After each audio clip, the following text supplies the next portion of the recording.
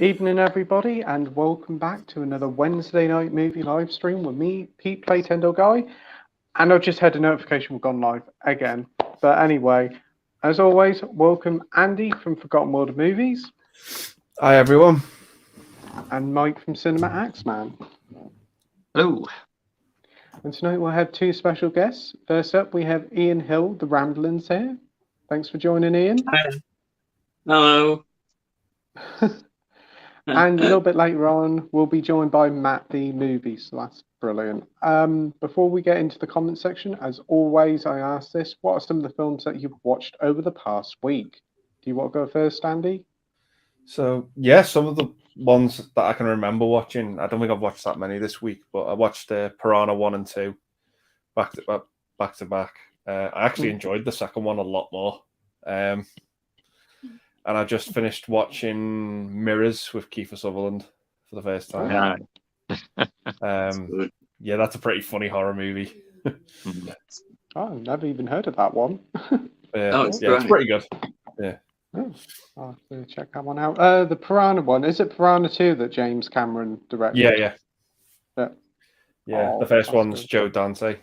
Joe Dante, yeah. So both films a recommend watch?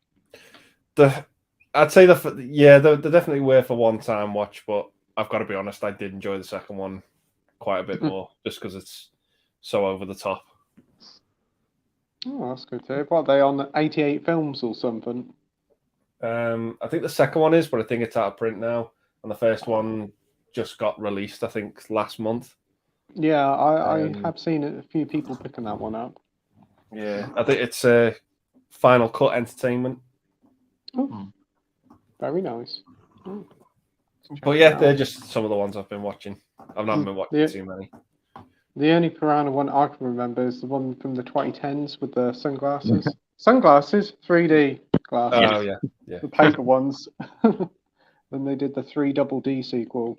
But Mike, what about you? What have you been watching over the past week? Yeah, I mean, for me as well, it's been quite a quiet one. I haven't really watched all that much. Just a few rewatches, really. Like last night, I watched Great Escape because I picked the Blu-ray up for that over the weekend. Rewatched Jaws over the weekend. Just felt like watching that on Friday nights. And yeah, that's about it, really.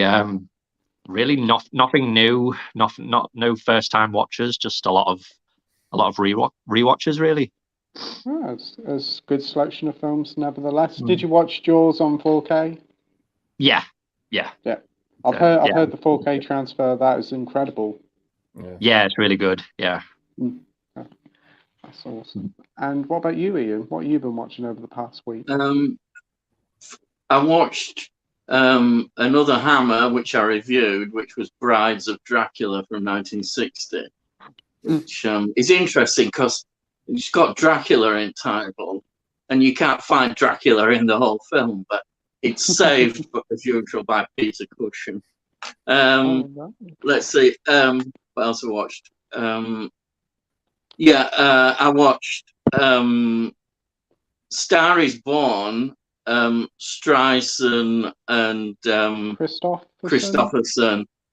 Yeah, which I absolutely loved. I saw it when it came out in '76, and I've got the CD, and I saw it cheap online, and I thought, oh, why not get it? So I got it. What else? I watched again the Guardians of the Galaxy holiday special. Absolutely loved that. And then the film for me of the week that I watched, which I saw it online and I thought, oh, get it. And it was not Guardians of the Galaxy. The Day the Earth Stood Still from 1951. It's an absolute classic. I couldn't believe it. It's just, I thought, what an amazing film this is. 6 years after the end of the Second World War, I just watched it and did a review of it, and I absolutely blown over by it. And Robert Wise as well, and it's a sort of film that I can talk about for hours. It's just amazing film. Absolutely. Yeah. Anybody who's never seen it, watch it. It's just It It's has been a long everything while in there. since I've seen that one. But Mm. I think it was Oh, on BBC Two it's one it's so afternoon and watched important. I it. didn't realise it was so early. In history of Mm. film, you can see it. Science fiction films at 1950s and all that happened. But there it is in 1951. Amazing film. It really is. I agree. Yeah. Have you seen the 2009 one with Keanu Reeves? Yeah, I haven't. I've not seen that. I don't know whether I would want to be honest. Is it good? Fine. It's fine, I suppose. Yeah, It's all okay. right. Yeah. Yeah. Yeah.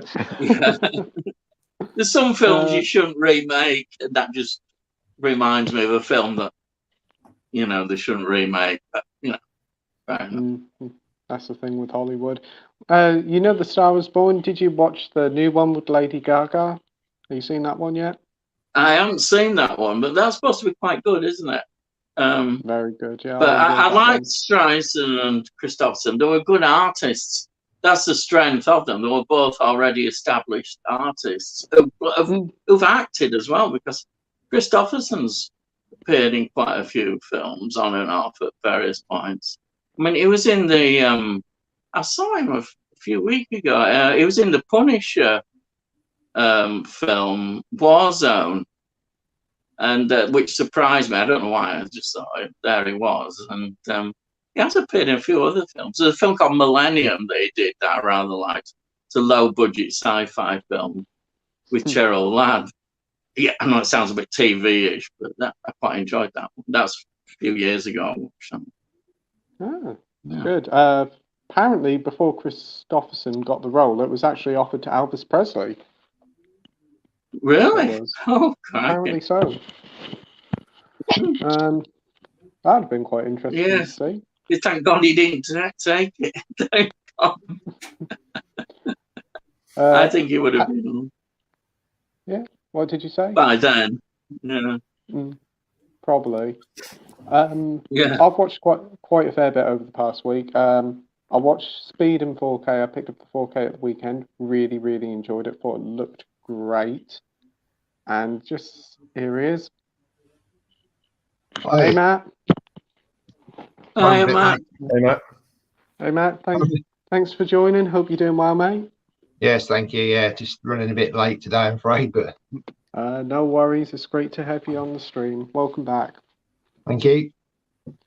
I was saying, going through what I was watching past week, I watched Speed on 4K for the first time. Thought it looked great. I watched the first Vacation film Monday night. I thought that was quite entertaining. And I watched the second one last night, European Vacation.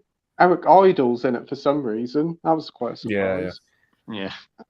Both John Hughes films as well, written by, which surprised me. What else have I watched? I can't remember now, but I watched them three, thought they were good, and I'm going to try and watch Christmas Vacation this weekend. I'm probably going to leave Vegas Vacation because I've heard that's pretty awful. Yeah, it's not the best out of that set. I think I remember seeing Vegas Vacation on Channel 5, and it was on Channel 5 for a reason. What about you, Matt? What have you watched over the past week? In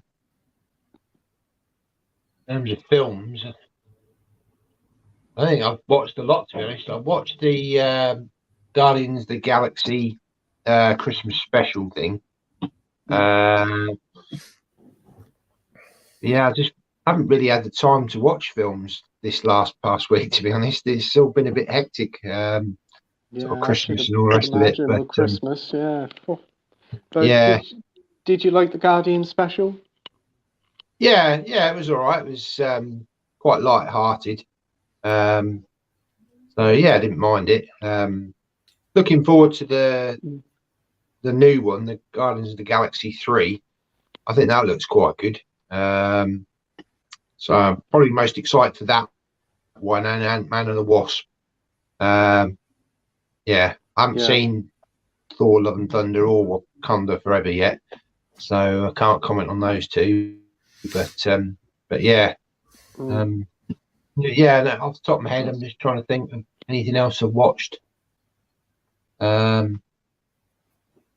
think I watched a few sort of Amazon films, but nothing anyone would probably sort of. I tend to go for sort of obscure stuff sometimes that may never heard of, but I can't think off the top of my head at the moment, but it might come to me. Yeah. No worries, but a great watch there with the Christmas special. Did you guys all watch the Guardians of the Galaxy 3 trailer? Did you watch it, Andy? Yeah. I think it looks pretty good, to be honest. One of the better trailers that got released, I think. But yeah,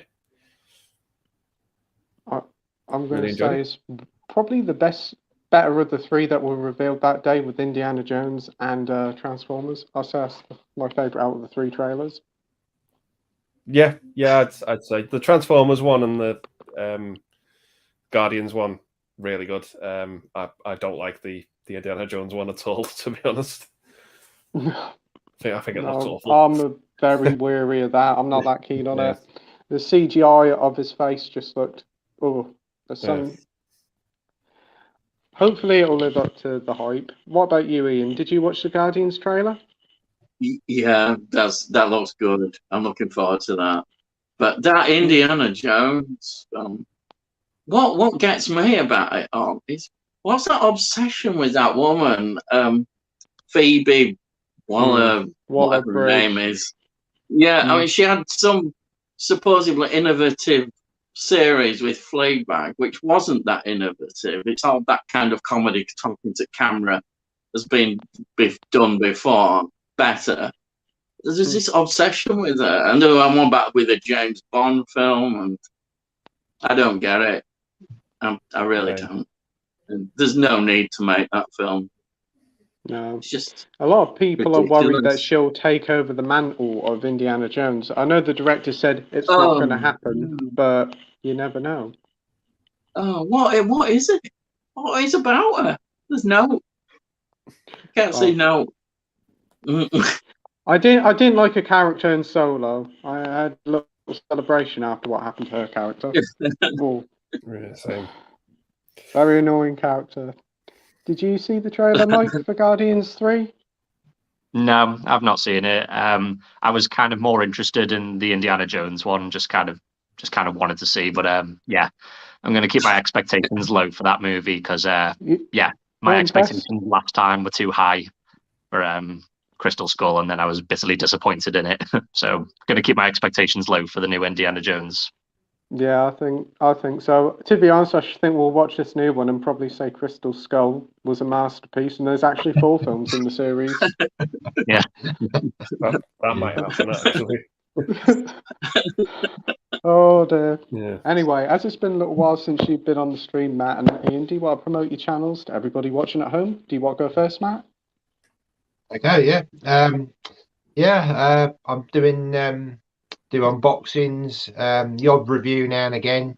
Probably going to step those back a bit. I was doing quite a few of those, but going into next year, I think I'm just going to more focus on sort of unboxings, look at my collection, and some obviously live streams. Try to do those fairly regularly and invite guests on.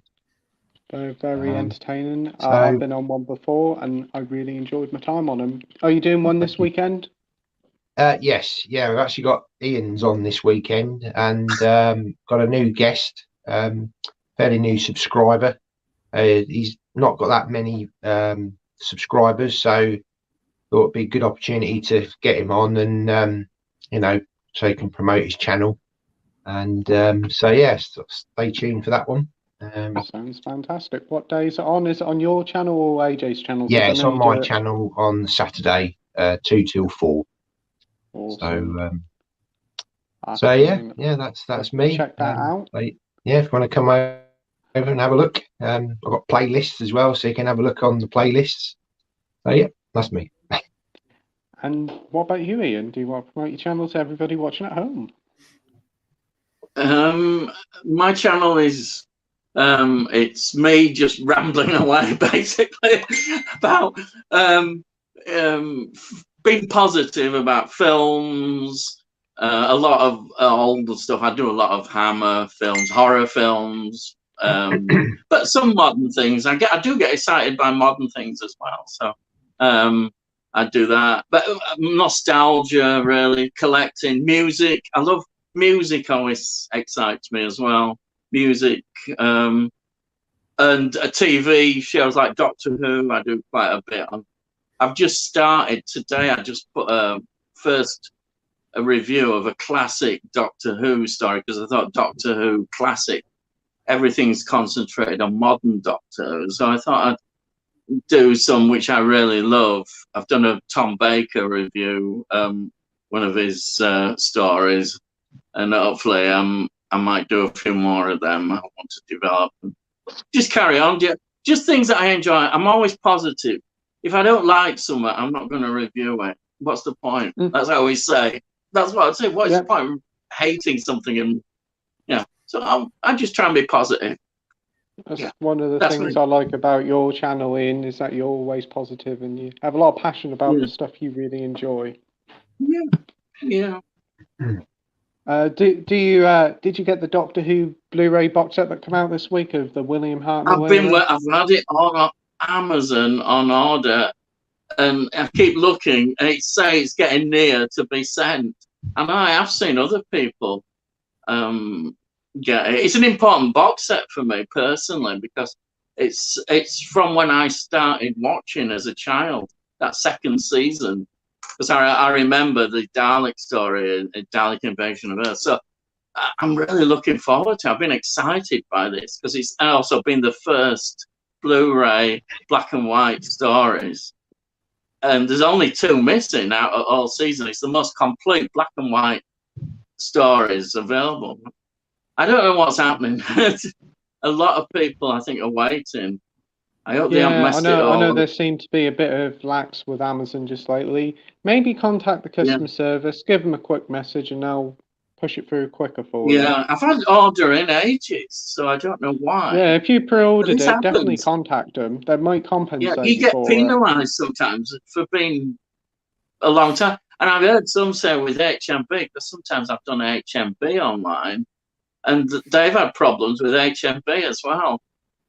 So I don't know what's going on. A quick little hint for you. If you wait until midnight of the launch day, or it's getting up at midnight, you stand a chance getting it the same day, like delivered before 1 p.m. the same day. So it's worth doing that. Okay. I might do that on the next one. Yeah. Anyway, if you like what you hear, both the links to Matt's and Ian's channels in the description down below. Go and give them a sub. They're both fantastic guys. And be sure to give Andy and Mike a sub as well. They both have great channels, and all the links are in the description down below. So let's begin with the comments. Comments have gone all weird. First up is when... Right, we have the viewer Drew here saying, hey, what's up? Hey, Drew, hope you're doing well, mate. We have Andy Likes Stuff here saying, hey up, hope you're all well. Watch 2 random films over the weekend. Valentine horror film, if you want to call it that, with some serious eye candy, aka Denise Richardson in her prime. And also National Lampoon's Class Reunion. Both fun films for me. Have any of you guys seen them? If so, what's your thoughts? You seen them, Andy? Nope, haven't seen either. I think the Lampoon's Class Reunion is actually John Hughes' first ever scripted role. Yeah, first film he actually ever penned. Mike, have you seen any of these? No, not seen the National Lampoon's one. What was the Denise Richards one? Did we see the title of that one? In her prime. A weekend Valentine horror film, if you want to call it that, with some serious eye candy, aka... It doesn't sound familiar. But, no. Yeah. The only one I can think of is Tammy and the T-Rex. Yeah, that's what I was thinking of. Yeah. If you put it in the comment section, Andy, that'd be great. Ian, have you seen these films? No, I've never seen them. No. And Matt, have you seen them?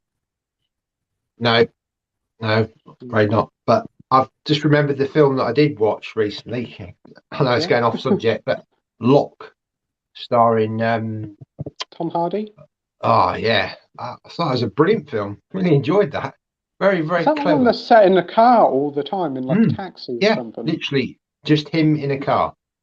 Oh. And the premise, you think, well, you know, but it's really good. I really enjoyed it. Yeah. Oh, Sorry about that. I'm just going off topic there, but No, that's fine. Have you seen Lock, Andy? No, I think I've got a different film called. I was getting it confused with a film I think called Lockout. Mm. But I've heard of Lock with Tom Hardy, and it's one I do want to see. Yeah. I actually got advertised that today on my TV, so I'll have to check it out. yeah, it's on Freevee. Freevee, is it? That's On probably Amazon? why. Yeah. That's probably why I saw it. Yeah. And, There's no advert, so it's just like, yeah. Oh, you don't get adverts on it. I thought with them you'd Well, probably you're supposed to, but I didn't get any adverts. So, I don't know. That's really good. We have the legendary Retro 80s critics here saying, evening, guys. Looking forward to the evening. Evening, mate. Thanks for joining. We have Mike here from Did You See That saying, hey, guys. Hope you're well. Hey, Mike. Hope you're doing well, mate. Right. Hey, Mike. Legendary Retro 80s critics sub to us all. Oh, thank you ever so much, mate. Thank you. It continues to say, what's your thoughts on Avatar 2 with the glowing reviews? Some of the reviews have dropped, haven't they? Only like early thoughts of it. Oh, well, that's good to see that it was worth the wait. I'm glad to hear it's a quality film and the wait's been worth it. And James Cameron does do great sequels, so I'm intrigued to see it. Not the biggest fan of Avatar, but I'll give it a go. Andy, what do you think? Yeah, I'm similar to you, Pete. I'm not the biggest fan of the first one, but I'll give the second one a go. I'm just kind of staying away from what the reviews say at the minute because I just want to go into it knowing as little as possible. Yeah, I agree with you there. Mike, what about you? Yeah, I mean, I've never been the biggest fan of the original, but for some reason, I am kind of hyped for Avatar 2. Like I am looking forward to seeing it. I feel like it's one of those movies that it's like an event. It's one of those movies where it's been so long since we've been waiting for the sequel and it's finally here. So yeah, I'm kind of looking forward to it. And yeah, if the reviews are good, then yeah, it's a good start. Definitely. I've heard the third one is completely wrapped up, Avatar 2. The fourth one is halfway filming, and apparently the fifth one, they're about to start filming that one, so they're well ahead of schedule. So it's hard to think it, but the wait's been so long, so no wonder they're nearly all done. Ian, what about you? I'm looking forward to seeing it. The only thing that worries me, and I'm almost part of that problem, is I won't be watching it in the cinema. And like a lot of people, if we don't go to cinema, we could have an effect now, certainly with the films we've had, you know, from what happened with the pandemic, a reaction to that still. And of course, with how things are financially and with people at the moment. So I don't know what I can say, really. I know I should be out there, but I can't get out much. I can hardly ever get out. So,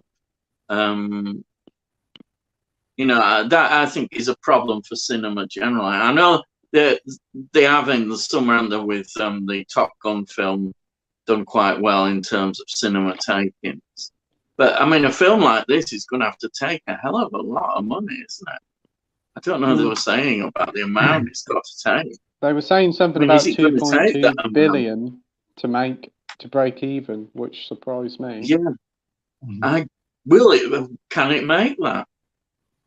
I don't know. I think Disney will keep it off Disney Plus as long as they can. I think it's going to be a Top Gun Maverick situation where they'll keep it in cinema from what it seems to be like for eternity, then probably release it in the summertime on physical next year. I think it's a trend generally it's going to be with films. That's why low budget films will become more important to some extent, I think, and why independent films can do well. I think there is a market there, you know. and overblown big budget films, are they going to be a thing of the past eventually? You know, there's going to be certain limits on budget, surely now. It's just not going to be worthwhile, is it? Yeah. No, that's true. What about you, Matt? What do you think of this Avatar 2 situation? Yeah, I kind of got a little bit hyped yesterday because I was just scrolling through YouTube, and somebody put up like a live stream of because the premiere was at the Odeon Leicester Square last night. And I only watched about 5 minutes of it. There's some guy just filming it all, and it just sort of, oh, this, you know, yeah, I'm starting to feel a little bit of a buzz about this now. I've seen a few trailers, and saw one yesterday which was interesting, which it looked a little bit 3D, but without the glasses. The way it was done, certain things almost looked like they were coming out of the screen. I thought, well, I've never seen this kind of, you know, trailer before. So I'm curious, is it going to be like that when we go to the cinema? Do we have to wear the glasses anymore? Because I think that's what puts a lot of people off 3D, is having to stick the glasses on. So yeah. If they can crack that glasses-free 3D thing, then they're on to a winner with 3D. I think a lot more people would be, more interested to see it, certainly. But I mean, I have to wear prescription glasses and then these on the top, so they're okay because they're lightweight. But I can see a lot of people. They're just like, oh no, I can't be doing all that. But yeah, some of the trailers I've seen haven't absolutely wowed me. Sort of, I don't really know what the story's about. I mean, the effects and that look great, but I caught a bit of what's the main guy in it? Get his name. The Australian bloke, Sam Worthington. Yeah, he did an interview the other day, and he was kind of saying it's all about family. So very sort of, you know, grounded, I suppose. Family, you're giving me Fast and Furious vibes there. Yeah. But yeah, you know, it sounds, well, I've seen a couple of early reviews, people coming out and saying it's better than the first one. So yeah, it's certainly, I'm a little bit more hyped for it now I'm more intrigued to see what the leap in technology is going to be. That for me is the biggest draw. Yeah. I think it'll do well at cinemas because a lot of people will be. I think it'll be more word of mouth. I think when it comes out, I don't think it'll hit the box office a lot, but I think once people spread around, especially if it's good, more people will see it. So hopefully it'll do well. Next up, we've got Edward here saying, "Evening, everyone. Hope you're all well." Evening, Edward. With the sad news and the shock death of Kirstie Alley, what's your favourite role of hers? It's very sad news. News broke out yesterday. She wasn't very old. What were some of your favourite roles of her, Andy? I think obviously the Look Who's Talking movies. I do like the first two of those. There's a movie Mike mentioned last week, Deadly Pursuit. She was in. That's pretty good. And I think the big one is Star Trek 2. I love that film. Yeah. Oh, she's been in quite a fair bit of stuff. She has. Yeah. Mike, what about you? I think it has to be the Look Who's Talking movies for me. Yeah, I loved them as a kid, and yeah, she's really good in them with John Travolta. It got me thinking about John Travolta because I feel like quite bad for him at the moment because I feel like he's lost so many people close to him recently. Yeah. Yes, I was saying that the other day. Yeah. He lost his wife, Olivia Newton-John, and now Kirstie Alley. It's like, give the poor guy a break. Oh, very sad. Ian, what about you? Star Trek 2 is. I suppose. I mean, I think Star Trek 2 is a fantastic film, and I really enjoy her in that film. But I still see her more in the TV role in Cheers and that. She was very good in Cheers. Cheers is it's one of those iconic series. I think that there was that period when American TV were producing these quite long-running series that the quality was pretty high, really, and she was obviously part of that quality of Cheers, and yeah, that's how I would remember her, as well as being in Wrath of Khan. Yeah. And you, Matt? Yeah, I mean, I'd have to agree with Ian. Obviously Star Trek 2, Wrath of Khan. I really wish she'd have reprised the role in Star Trek 3 just for that sort of continuity. It would have been nice, because obviously they got another actress to play the role. But yeah, and again, yeah, Cheers. I can remember watching that back in the day, and Channel 4, wasn't it, Ian? Used to be on Channel 4 years ago. Ted Danson and the guy who played Fraser, I forget his name. Kelsey Grammer. That's it. Yeah, not very good with names. But yeah, it's very sad. I mean, I think she was 71, wasn't she? So still fairly young. Yeah. I don't know what the cause of death was, but I think it was cancer. I think it was cancer. Yeah. So sad. For me, Cheers. She was great in that. Deadly Pursuit. She was in The Village of the Damned. John Carpenter one. I like doing that.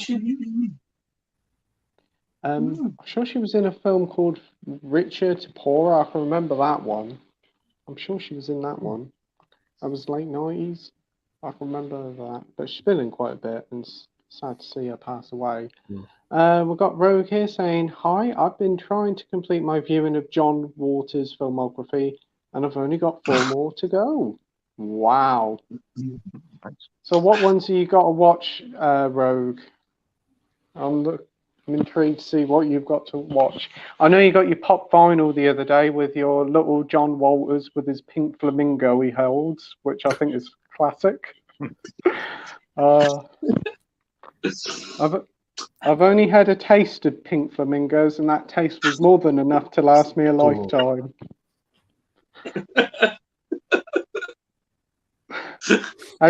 Have you seen any John Waters films, Ian? No, I haven't actually. I've heard enough about them. I've heard lots about them. It's not really sort of, I'm not really been dying to see any. No, I don't want a taste of them at all.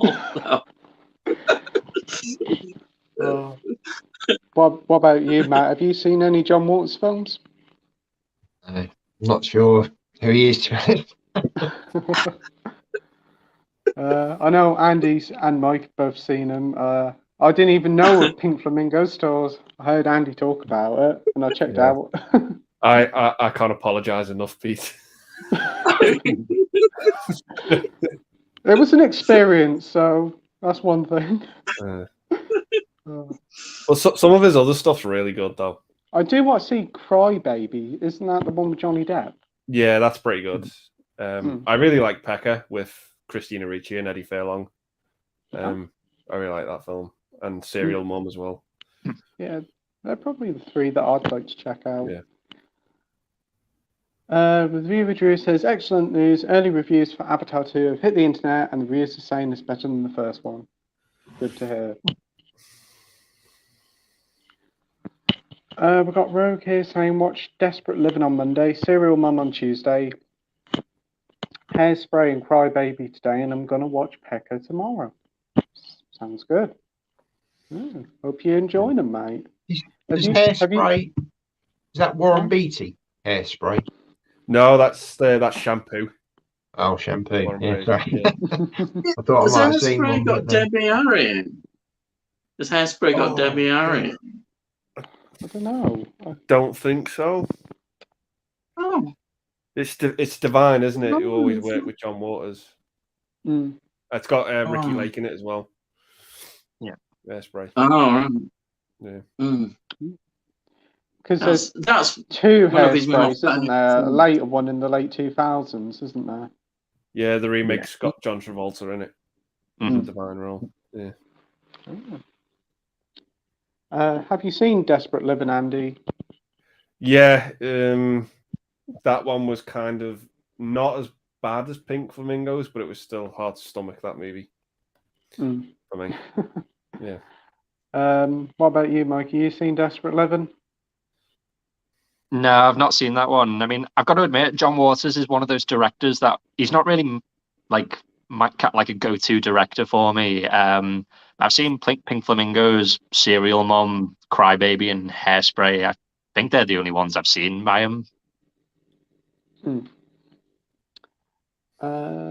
got legendary 80s critic here saying, what's your thoughts on Cocaine Bear?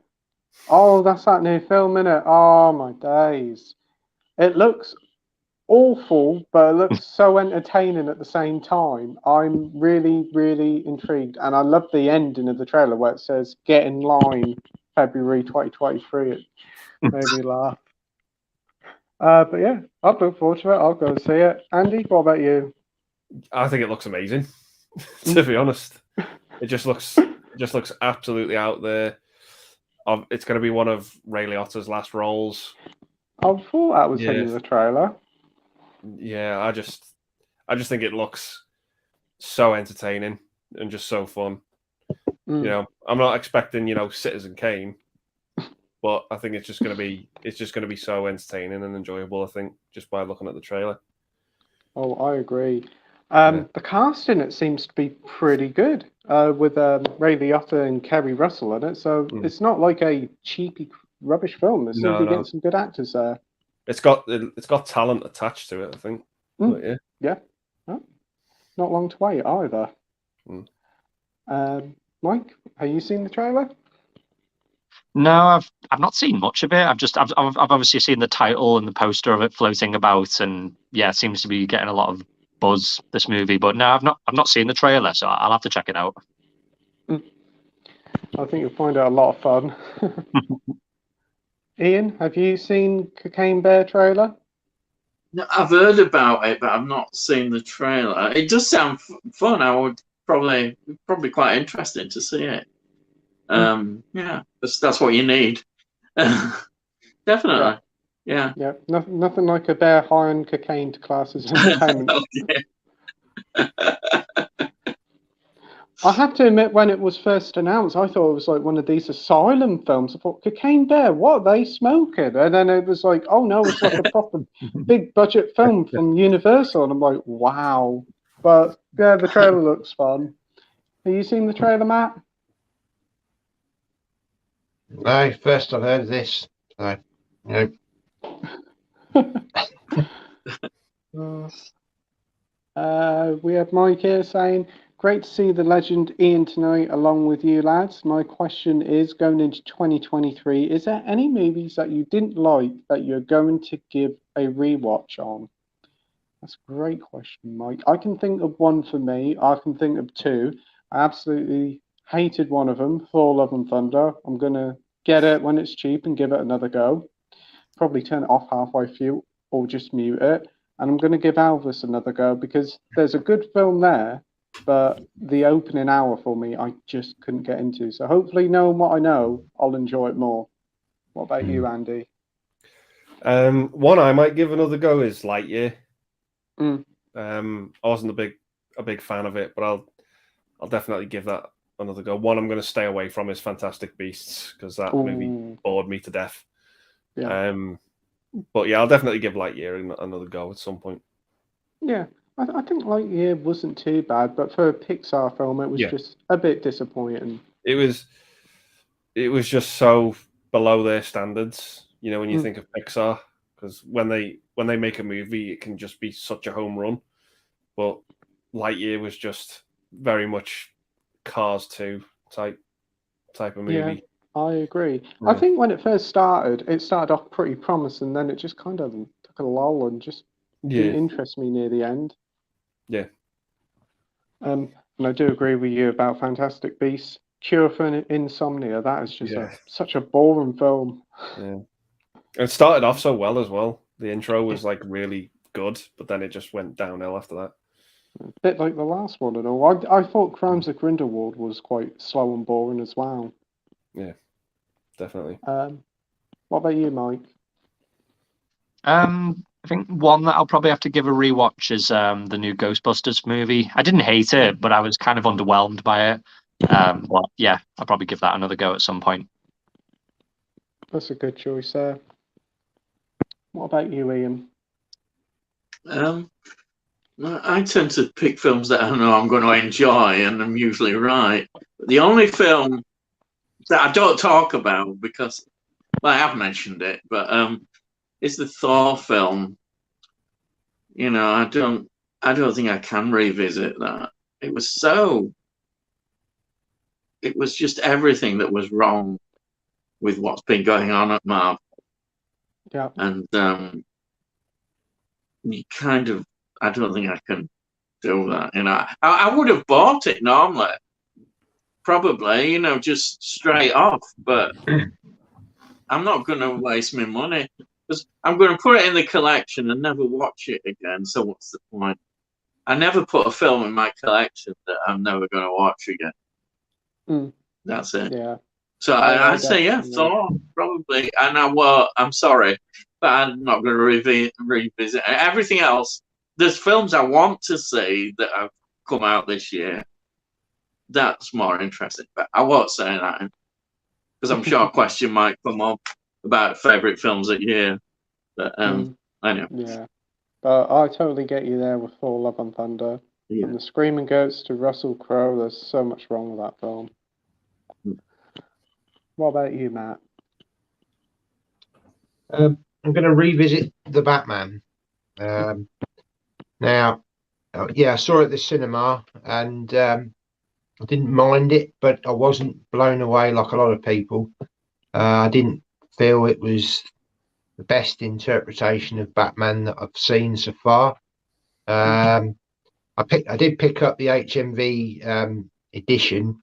I have reviewed it as far as picture and sound quality. I've got up and coming top 10 4K films of the year. So I did do that, but I haven't watched the film in its entirety. So I do want to fairly soon into 2023 definitely revisit that film because, yeah, I want to see on a second rewatch fully whether my opinion will definitely change or whether it will still be it's not my favourite Batman film. Yeah, I can definitely get that. I know with a lot of people, opinions have been mixed on the Batman because I think AJ wasn't a big fan of it at first, was he, when he first saw it? No, AJ didn't like it at all. But I'm more in the sort of middling ground. I didn't mind it. There are aspects of it that I thought were really good. I did like the sort of dark side of it, you know, but there were some aspects that just didn't work quite well for me. And I just think I need to, definitely revisit the film. I haven't felt the need to watch it anytime soon, but I should give it a second chance to definitely sort of make up my mind. Is this really a good Batman film in my sort of, you know, Batman series of films? So definitely going to watch that one. I definitely get that. Hopefully you'll enjoy it more on the second time watch. Right. We've got Rogue here saying, I'm waiting on my DVDs of Celebi Demented and A Dirty Shame to come in the mail and got to find Mondo Trasho somewhere. Never heard of any of them films. Have you guys heard of them? I've heard of Cecil B. Demented. It's one I've got, but I've not watched yet. Rogue says you can't watch Waters' first feature film, Mondo Trasho, from '69. It only ever had a VHS release because Waters never got the rights to the music in the film, and it would have cost $1 million to gain the rights. We have Sinjin here saying, "Hey guys, how's it going? Hope you're all well." Hey Sinjin, hope you're doing well, mate. We've got Gareth here from Video Tasties. Hey Gareth, hope you're well. Hey Gareth. The viewer Drew says, what kind of MCU movies do you prefer, serious or more light-hearted? For me, I prefer the more serious ones, but obviously you still have some humor in it. Just don't go Thor Love and Thunder. I think the way they got it kind of with Thor Ragnarok was better. Probably just a little less comedy in it, but that's the tone I quite like. What about you, Andy? Yeah, I'm much more of a serious person when it comes to my MCU movies. They're the ones I like. I like, Civil War, Winter Soldier, Infinity War. Yeah, they're more my cup of tea when it comes to the MCU. But I really did like Thor Ragnarok, and I think that injected humor in the right way. It was just handled a lot better in that film. And then I think Thor Love and Thunder took all the seriousness out of it and just went 100% comedy, and it just didn't work. Yeah, I agree. Yeah, I just... The big problem is the MCU doesn't know what it's doing at the minute. Apparently, they're having a big shake-up. A lot of the projects are either being canned. A lot of TV shows are being canned now. They're going to focus on these singular special episodes of 90 minutes. A lot of films are being delayed. So hopefully that's a sign of things to come. Let's hope they get better. Mike, what about you? Yeah, I mean, I don't really mind whether it all just depends on if it's a good movie, because I think on the whole I probably do prefer the serious stuff like Infinity War and Winter Soldier, but Thor Ragnarok's a really good example of one that was it was a really good movie, and it was more lighthearted and more comedic, but it worked. So I don't really mind. It just depends on the quality of the movie. Yeah, I definitely get that. Ian, what about you? I found, in fact, the ones that I really like, I like the Ant-Man lot films, and they've got a light comedy touch, but do have a serious touch. I always thought that they were really good. Obviously, I think the Infinity Wars were, just the serious side is great, but I don't mind both. But I've got to be honest. Maybe I've just not been a big fan of Thor, really. I don't know how it's transferred over. I know it might be sacrilege, but I mean, I've read some of the comic books, and I actually prefer the comic books look at Thor. But anyhow, that's another thing. I think they've had trouble trying to get Thor onto the big screen to show him perfectly on screen, because the first two Thor films he played it very seriously, like a fish out of water. The second one was very drab and dull, but the second one put a bit of life into him. Third one, should I say, Ragnarok, and it kind of worked. I think as a major the fourth character, one ruined it. I think the fourth one ruined his character. Yeah, and I like Iron Man. I know it's a thing, but Iron Man was always, good. There's a serious side to that. Some perhaps didn't work as well as other, but I thought he kept it going. It was his acting, him as an actor, that really got Iron Man. He was so good as Iron Man, I think. Yeah, and that's what helped that a lot. Even if the film perhaps wasn't quite as good, you always knew just he was worth watching. But I do like comedy stuff. You see, for me, I know this is controversial, but I'm one of the few people that probably like She-Hulk. I absolutely adored She-Hulk because it was just so much fun. The comedy, to me, I just liked it. It was supposedly like the original comic series, and people got really uptight about it and what have you. But to me, that was, as a one-off kind of thing, I think that was a good series. I enjoyed it. I know there were a lot of issues with it, but to me, it was good. But then you see, they produced that horror one, and I thought that was really good. That short horror film. Werewolf by Night. I'd love to see them do more of that. I think they said they're going to start doing more of them. I think you can have more creative freedom with them than you can do with a series, because I think that episode structure they just can't seem to crack it, unlike something like DC has done. Yeah, I just really like the horror element there. I think that was wonderful. I'd like to see more of that, definitely. Yeah. And what about you, Matt? More serious or more light-hearted?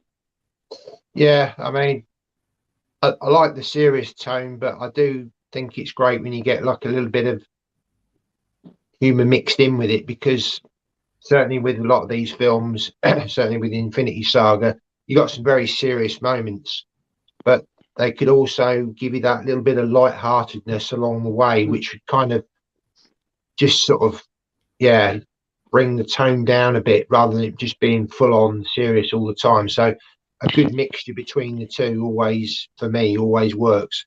I've not seen Thor: Love and Thunder yet, and the more I hear, the more I think I don't really want to watch this.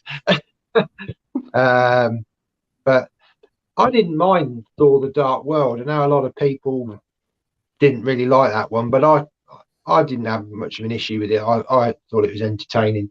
I have to agree with Ian. I actually like She-Hulk. I thought the last episode went a bit far out with the breaking the fourth wall, but apparently that was part of the comics, and she did do that. So I thought it was quite a brave thing to do. And yeah, I thought the comedy worked quite well. I actually preferred that series over, say, Moon Knight, which probably Moon Knight was quite serious a lot of the time, but I didn't really connect with that series at all. It's interesting what you're saying about there being less content going forward on Disney Plus. What I've heard is you've got the CEO who's just been ousted, Bob Chapek, I think his name is. Yeah. He kind of like took over control or took away the control from Kevin Feige, and he was pushing Disney Plus because he wanted more and more subscribers. So that's why you've got so many of these shows being back to back to back. Now they've got rid of him. They've got Bob Iger or so, whatever his name is. He is more giving people who've got the creativity, giving them the reins back. So I think he will give that back to Kevin Feige, and I think you'll see a definite change with Phase 5. Like I say, less TV, more focus on quality rather than quantity. Because I think we've all got to the stage now where we've just got so much. Yeah, it's just too much, and it's even with the Star Wars stuff. I mean, Andor, I gave up after episode 4. And I love Star Wars, but again, just too many series. So yeah, definitely. But yeah, a bit of a mixture of the two, I'd say, in answer to the question. Well, hopefully the shake-up at Disney will be better, and it will work out best for both the creators, the actors, and for us, the viewers. Absolutely. And as long as they keep making quality stuff, they will still have the subscriber numbers for Disney Plus. So hopefully it'll work out. Next up, we've got Sinjin here saying, I love all those 50s B movies. I have so many of them. Yeah, they're a lot of fun. I do agree with you there, Sinjin. Rogue says, also, Mondo Trasho is often stated as being too long. Even Waters has stated he wished he made it 30 minutes long instead of 90 minutes long. In hindsight, he only made it long to say he made a feature film. Wow, he sounds like an interesting fella, this John Waters. I must admit, I did check up on that pop of yours, and I'm very tempted to pick it up, Rogue, even though I don't like the film. The legendary retro critic saying, what are some of the Christmas films you don't like? Good question there. You want to go first, Andy? Oh, this is hard, but there's one. It's not that I don't like it. I'm just not a big fan of it, and it is, for most people, it's like the best Christmas film ever. And it's A Wonderful Life. Yeah. It's not that I don't like it. It's just not one, because people say like, oh, you have to watch it every year, and I'm just like, it's not one I go back to an awful lot. I might watch it like once every 5-6 years, something like that. It's just I can't really get into it. I understand its its reputation and everything, but it's just not one of the big ones for me that I go back to. Yeah, I can definitely get that one. It's one of those ones that I appreciate, but it's not one that I'd say is a mainstay every Christmas. Yeah, absolutely. It's just it doesn't have the rewatch value for me. I agree there. Mike, what about you? Yeah, I can't really think of any. I might just have to say It's a Wonderful Life as well. I mean, it's okay, but yeah, it's a bit of a chore to sit through. I don't really get that much entertainment out of it. I think it's a good movie, but yeah, I'm not really the biggest fan of it, so I'll probably just have to say that one. Ian, what about you? Yeah, I'm going to agree with I think that, they always say it's the must-see film. You've got to see this, and you see it, and I'm quite underwhelmed by it. I can see it was filmed at a certain time. It's got its message, but it isn't as good as it thinks it is. Or people think it is. It's average. I wouldn't buy it. I wouldn't have it in my collection. I would, because I wouldn't. I've seen it, and that's it. There's no way I would want that in my collection. It's just very average, if that. It's not a film you can love, but people do love it, obviously, because it's mentioned. But it's not a film I would love. Yeah, I can get that. It's one of those ones. If it's on TV, I'll watch, but not one to have in the collection. No. What about you, Matt? I mean, I'm not the biggest Christmas film fan. There's a few films I watch, but I'm not one of these people that has to watch Christmas films every single year. Probably with the exception of maybe A Christmas Carol. I do like watching that one. And maybe Die Hard as well. But that's another question. Some people say it isn't a Christmas film, but yeah, I think probably something like Elf. It's not that sort of wacky sense of humour stuff. Is not really my cup of tea. I prefer sort of dry sense of humour myself. So it's something that I don't really connect with. Yeah, something like that, I'd say. Yeah, I can get that. For me, I'd say probably Alf. I was never a big fan of that as a kid. I don't know, I think it's a bit too, as you say, a bit like wacky. Another one for me is the Polar Express. Could never get on with that one. I think it's more to do with the CGI, and honestly, the CGI looks more dated now than ever with the facial designs. Uncanny Valley indeed. Oh, no. Always kind of terrified me as a kid, and still kind of freaks me out now. We've got St. John here saying all three versions of A Star Was Born are great movies. Yeah, because there's a Judy Garland one. I think there may actually be four A Star Was Born films. I'm sure there's one even earlier than that in the 1920s. I may be wrong, but I think there might be. St. John says, Matt, you have a touch of the Daniel Craig about you. Really? Okay. Well, I've got grey hair. Are you the next Bond? Are you the next Bond?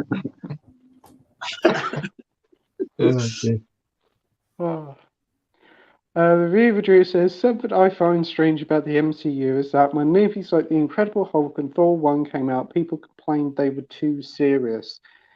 Yeah, that's because I think it was because it was a different time, and we were used to like the Spider-Man, Fantastic Four sort of superhero films, and the MCU was just finding its feet and trying to get what worked and what didn't work. Now it's just like we have a template and we just follow it all the time now. So if Incredible Hulk come out today, it'd probably be quite highly regarded because it'd be quite different to what we're used to. What would you think, Andy? Yeah, I think it's all about the timing. of when the movies come out as well. Because we had the late 90s wasn't the best for superhero movies when you had like the likes of Batman and Robin. And then the early 2000s didn't help as well when you've got like Catwoman, but there were good movies in there like Spider-Man and X-Men. You know, I mean, the Spider-Man movies they're fun, goofy movies for me. Like I like all three of them. The third one takes a step too far, but I still enjoy it. And I think the X-Men movies sort of follow suit. Like I really like the first two, and the third one's all right. It just goes a bit too far for me. But yeah, I think it's all down to when they come out. I think because I think those movies would be received differently if they'd come out today. You know, with all the MCU and everything, we didn't have a saturation back then. You know, that we have today. It was an event when a superhero film came out. Oh yeah. You look forward to it. Now it's like you expect it. It's like oh, another week, another superhero project. Yeah. I miss the days of watching a trailer over and over and over again. I just don't do that now. Yeah, I watch it once, and then I'll watch it and then I'll watch the film when it comes out. Yeah. I think the only trailer that I've seen quite a few times probably is Cocaine Bear, just to be like, is this real? Yeah. What about you, Mike? What do you think of Drew's comment? Yeah, I think like you said, Pete. I think they were probably just still trying to find their feet. The MCU, they weren't really too sure what kind of tone they were going with. But I actually don't mind those two movies. Like I'm guessing he means the Incredible Hulk with Edward Norton and the Phase 4 movie. And yeah, I don't really mind them. I think they're pretty decent movies. They're not the strongest in the MCU, but yeah, I think they're pretty decent. Yeah, I do agree. I do like the first 4 one, and Incredible Hulk is a pretty good film. Shame we haven't had another Hulk film. But isn't it something to do with rights issues with like Universal or something? Don't know. Maybe. I don't know. What about you, Ian? I'd just like to say I'm one of the terrible people that love Catwoman. Absolutely love Catwoman. But that's another story. Right. Actually, I think it's an interesting question on a wider context about when films come out. There's certain times that maybe are not right for a film to come out, and certain times when a film is right. I don't know. It just seems to capture. I've not. This just is an observation because I've not actually seen the Top Gun film.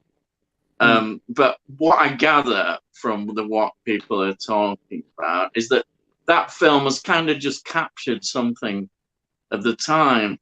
Now, if that had been released 10 years ago, would it have done like so well? Yeah. There are times when you release films and the time may not be right. I mean, Blade Runner, which is perhaps, for me, one of my all-time great films. It is a masterpiece. I could go on about it for hours. I mean, look how that at the time it was released, and it was an absolute failure, really. And, you know, people didn't realize how good it was. It's taken a lot of time for that film to get, you know, evolve. So it can be a matter of timing. And as I said, that, you know, like the early films, when I look back over history of films, like the film that I was on about, the Day the Earth Stood Still, it's all timing about when a film is often released. So it just depends on eras, I think, and that is a reflection of that. How we see the superhero movies, you know. I mean, when I think of Batman and Robin film, I think of the Batman and Robin film of the 1960s, going to see it at the cinema and absolutely all surrounded by everybody, absolutely wonderful, you know, seeing our heroes on the big screen from the small screen. That was fantastic. That, to me, is like the timing was obviously right at that time. But, you know, nowadays you wouldn't get that reaction. No. But it's about timing with films, definitely. Yeah. I do think like the one positive thing about Catwoman is probably Halle Berry in it. I mean, she is always great in everything. Yeah. And Sharon Stone. Don't Oh forget yeah, I keep Sharon forgetting Stone. Sharon Stone's in it. Yeah. Okay, so there's 2 big plus points there. I think with like Top Gun Maverick, why it just did so well is because it was a blockbuster that wasn't a traditional blockbuster that we've seen so much of these days, because all is superhero films.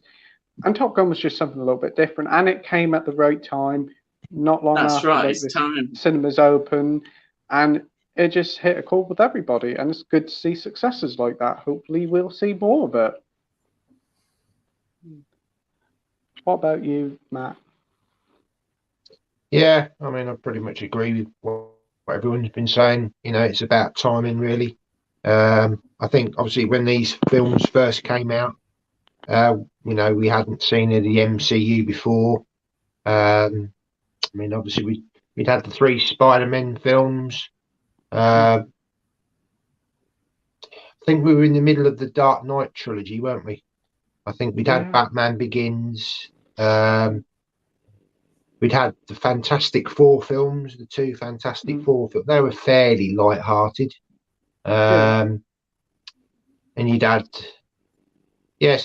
maybe like when they first came out, people weren't ready for the sort of, like you say, the serious tone. But I think it's, as time's gone on, see Infinity Saga, you know, it had that great chemistry of, you know, seriousness and a bit of lightheartedness along the way. So I totally agree. It's really about the timing of when these films come out. Next up, we have the DVD from Film Bloke saying hi, mate. I've not seen many films this week, but I saw a couple. I saw Down by Law, which was very good. Haven't heard of that one. Have you guys seen that one, Down by Law? Yeah, that's John's favourite movie from Mondo Chalavic Movies. What was it? Yeah, the Jim Jarmusch movie. I think it's great. Down by Law, yeah. I'll have to check that one out. Dr. Impossible says Matt's looking like the man from Milk Tray. Remember those ads, Matt? Oh dear, them adverts. They were really cheesy adverts, weren't they? Oh, you look back at the adverts of the 70s and oh dear. Wasn't there the slogan, "A lady loves the milk tray" or something? Yeah. Yeah. The theme tunes you used to get as well. I've seen the adverts. It's like a James Bond-esque character, isn't he, delivering these milk trays all over the world. One of my favourite adverts of the 70s, those was the Smash advert with the aliens. Do you remember that? Oh, yeah. All the little robots. Yeah. Oh, yeah. I love that. That was brilliant. Sometimes the adverts were better than the programme. The programme. They've probably lasted and been more iconic than the programme that it was shown on. Yeah. What about the Flake advert? It was like porn on television, on mainstream adverts. Yeah. Remember Chinzano adverts with Leonard Rossiter and what was her name? Joan Collins. Joan Collins. That was yeah. Was that the one where they're on the plane and his drink fell on her? That's right. Yeah. Classics. Absolute classics. They are very iconic adverts. You don't get many adverts like that these days that had a bit of fun and humour in them. I think the last sort of ones that were any good were probably the Cadbury's ones with like the gorilla playing "In the Air Tonight" on the drums. Yeah. We have Rogue saying, I've also bought a load of films, film-related books. Bought Shock Value by John Waters. He's actually wrote books. Wow.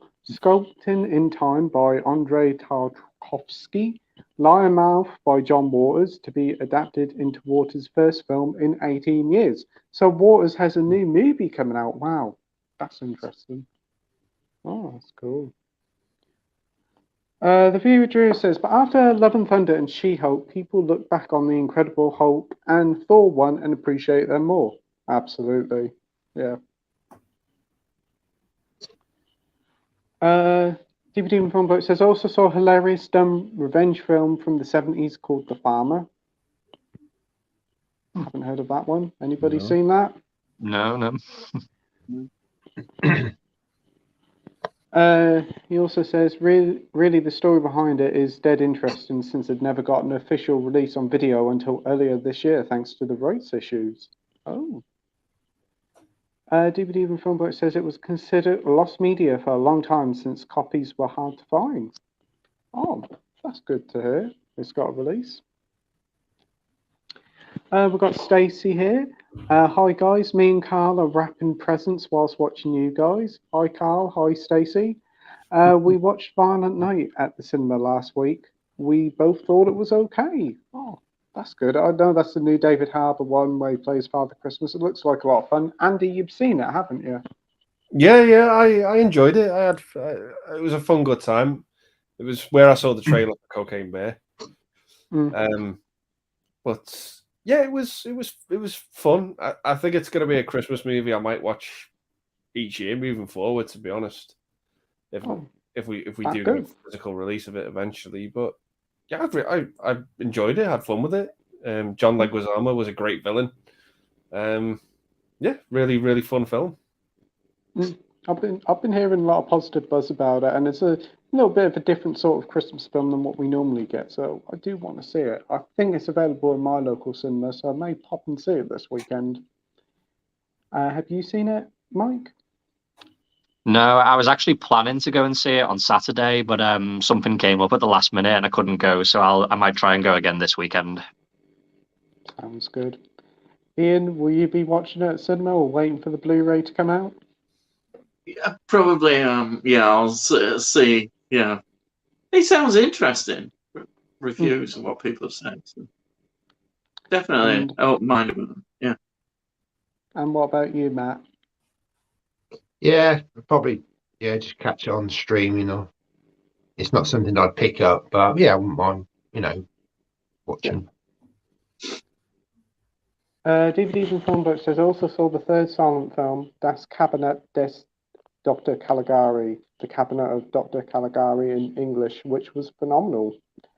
Yeah, I've heard of that film, most notably from that new Nicolas Cage film, Massive Talent, because he was mentioning that one, but never seen it. You've seen it, Andy? Yeah, a long time ago, but yeah, it's one of those classic black and white silent movies. It's a staple, but yeah, I enjoy it. You seen it, Mike? No, I need to catch up on a lot of these old silent movies. Haven't seen that many of them. Same here. What about you, Ian? Have you seen Dr. Caligari? When I was a student years ago, I was in a lot of sort of after cinema kind of club when everybody went. We all went in, and that was a film that I know they showed, and I remember being impressed by it. But I've not seen it since. But I can see it's definitely worth looking at. It's a very historical film. It's a very historical film. I think it's got a 4K or Blu-ray release come out because I swear I heard somebody said about it, so that's quite good. You seen it, Matt? Dr. Caligari? Caligari. I have heard of it. I want to say, has it got a Criterion release? Possibly. I can imagine it being. Probably would have. Yeah. I think it's either Criterion or Eureka. It's one of those. It's one of those. Yeah, I'd imagine. Yeah. It rings a bell. Yeah, one of those. I've probably seen it on updates at some point, but no, it's not a film I've seen. Andy says, for me, Indiana Jones has 3 films. Star Wars has 3 films. Yeah, I do pretty much agree with you there, mate. You're right there. But After next year, we might say Indiana Jones has 4 films if it doesn't turn out good. The thing that really gets me with this new film is the title of it. It sounds like a Poundland ripoff, The Dial of Destiny. Yeah, I wasn't that big on the title. When the trailer finished and that was the title, I was like, oh, it's okay, I suppose. Yeah, The Dial of Destiny. What, are they going to pick up a BT phone and say it's antique?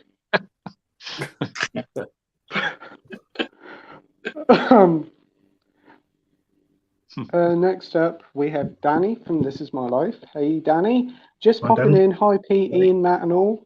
Hey, Danny. Hope you're well, mate. We'll have to get you on one of these streams soon. Rogue says to DVD and Film Bloke says, don't let Caesar get you. Caligari won't help you. Okay. Dr. Impossible says, ask Disney and Kathleen Kennedy, Ian. I'm certain you'll get a deflective answer or no answer at all.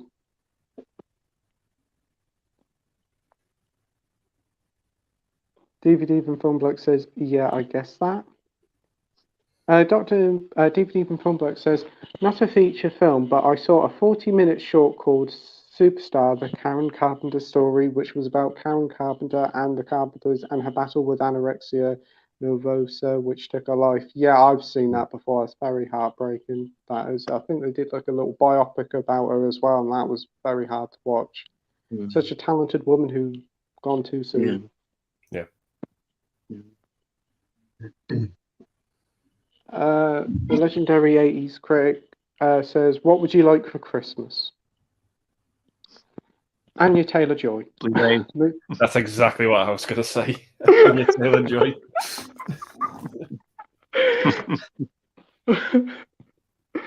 Oh dear. So, Andy, what would you like for Christmas within reason? I don't know, Jodie Comer's phone number.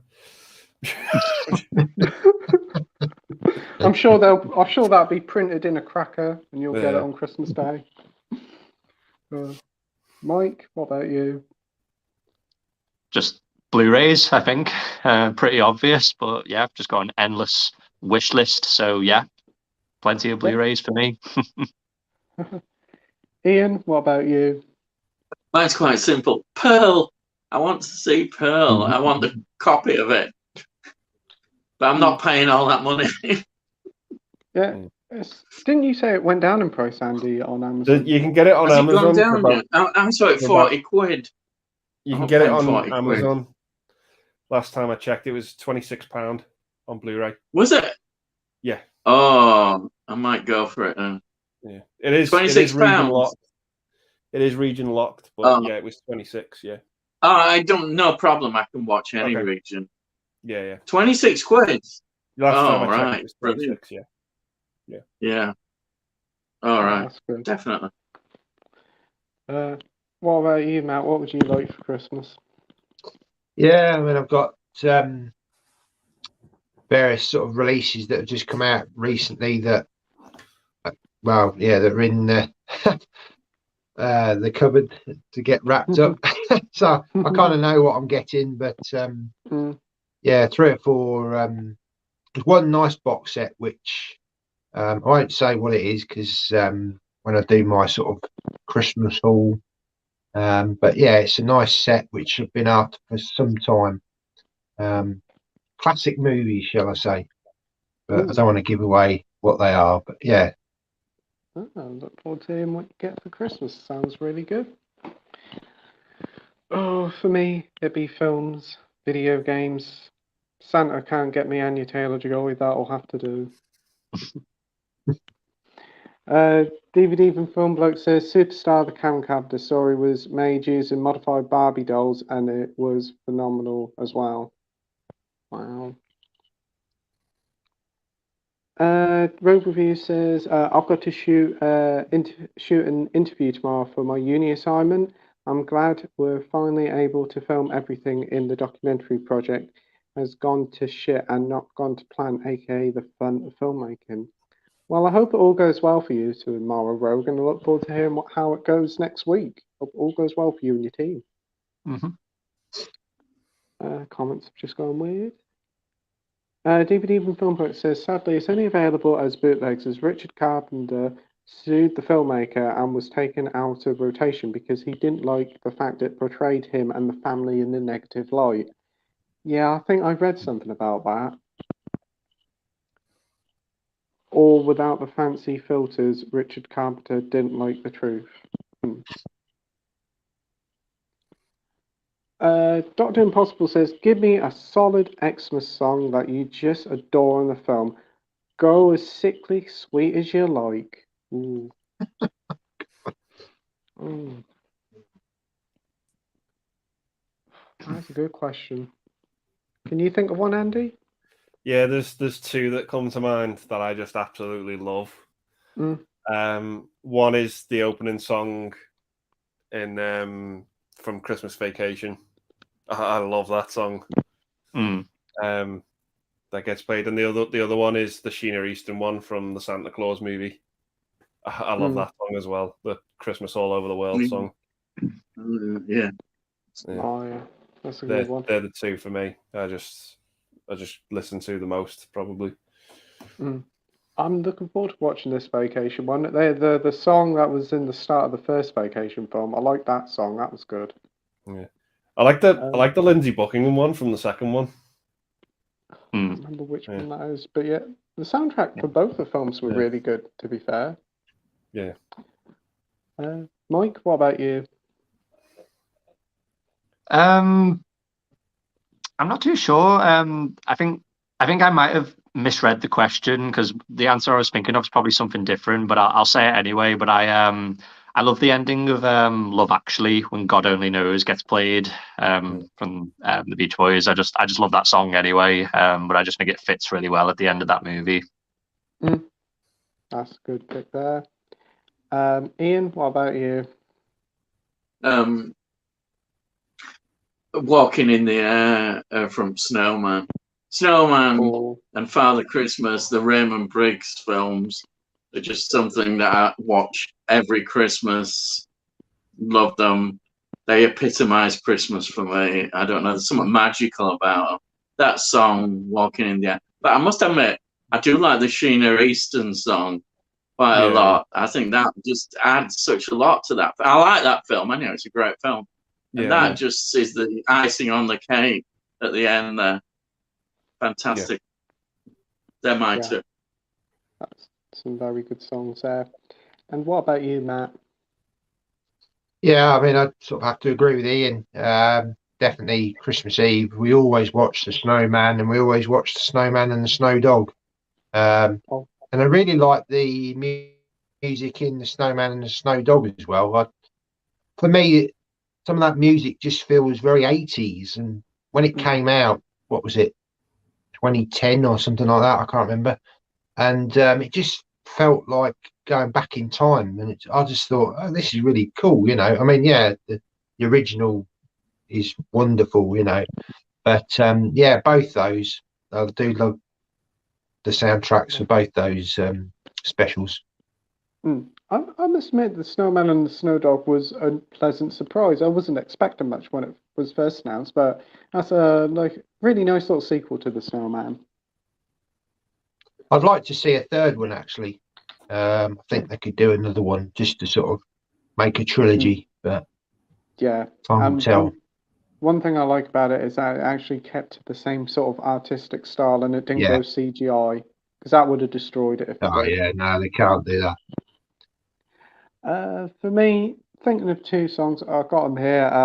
The Bill Nye "Christmas Is All Around Us" from Love Actually. Very cheesy song, but I bloody love it. Yeah, that's good. And the one from Home Alone, is it All Alone at Christmas? I always remembered it from Home Alone, but I could never remember what the song was. But I love that. That's a great film, that is. I'm going to rewatch that this year. That's the second one where Tim Curry's in, isn't it? Home Alone 2? Yeah, it's the second one that song's in. That's a great song. Yeah. DVD Phil Bloke says a few years later there was a TV movie about Karen Carpenter written by Richard and someone else. Heard as god awful and portrayed as an idiot and the family is supportive, which is untrue. Might have been the one I've seen, but I'm pretty certain it was a proper film, but might have been. David says, hi guys, hope you're all well and good. Hey David, hope you're doing well, mate. Thanks for joining.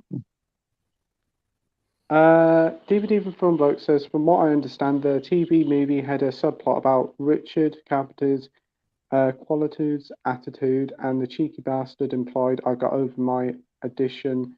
Karen didn't get over her anorexia. DVD from Film Bloke says, another not really feature film was I saw the 50 worst movies ever made. I wrote a letterbox review of it, but I'm not impressed. It makes Watch Mojo look good.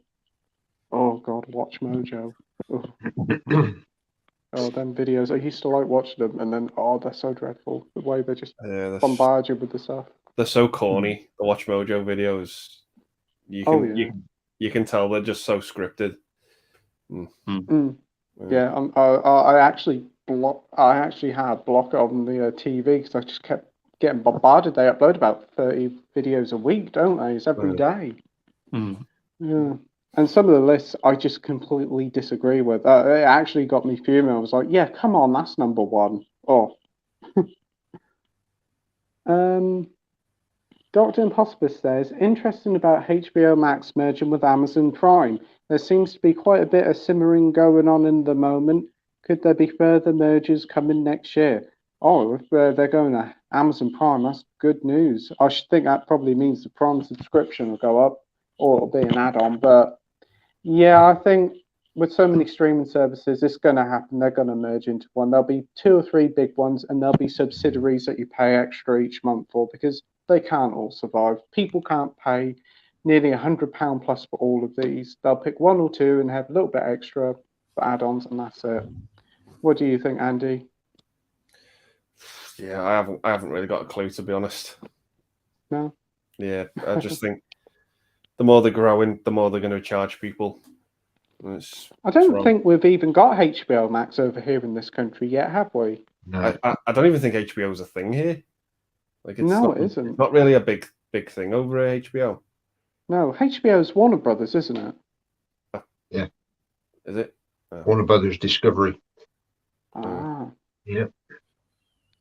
I'll probably just call it Warner Brothers Plus here, or Plus to distance itself from Disney. I will say the HBO intro from the 80s is fucking awesome.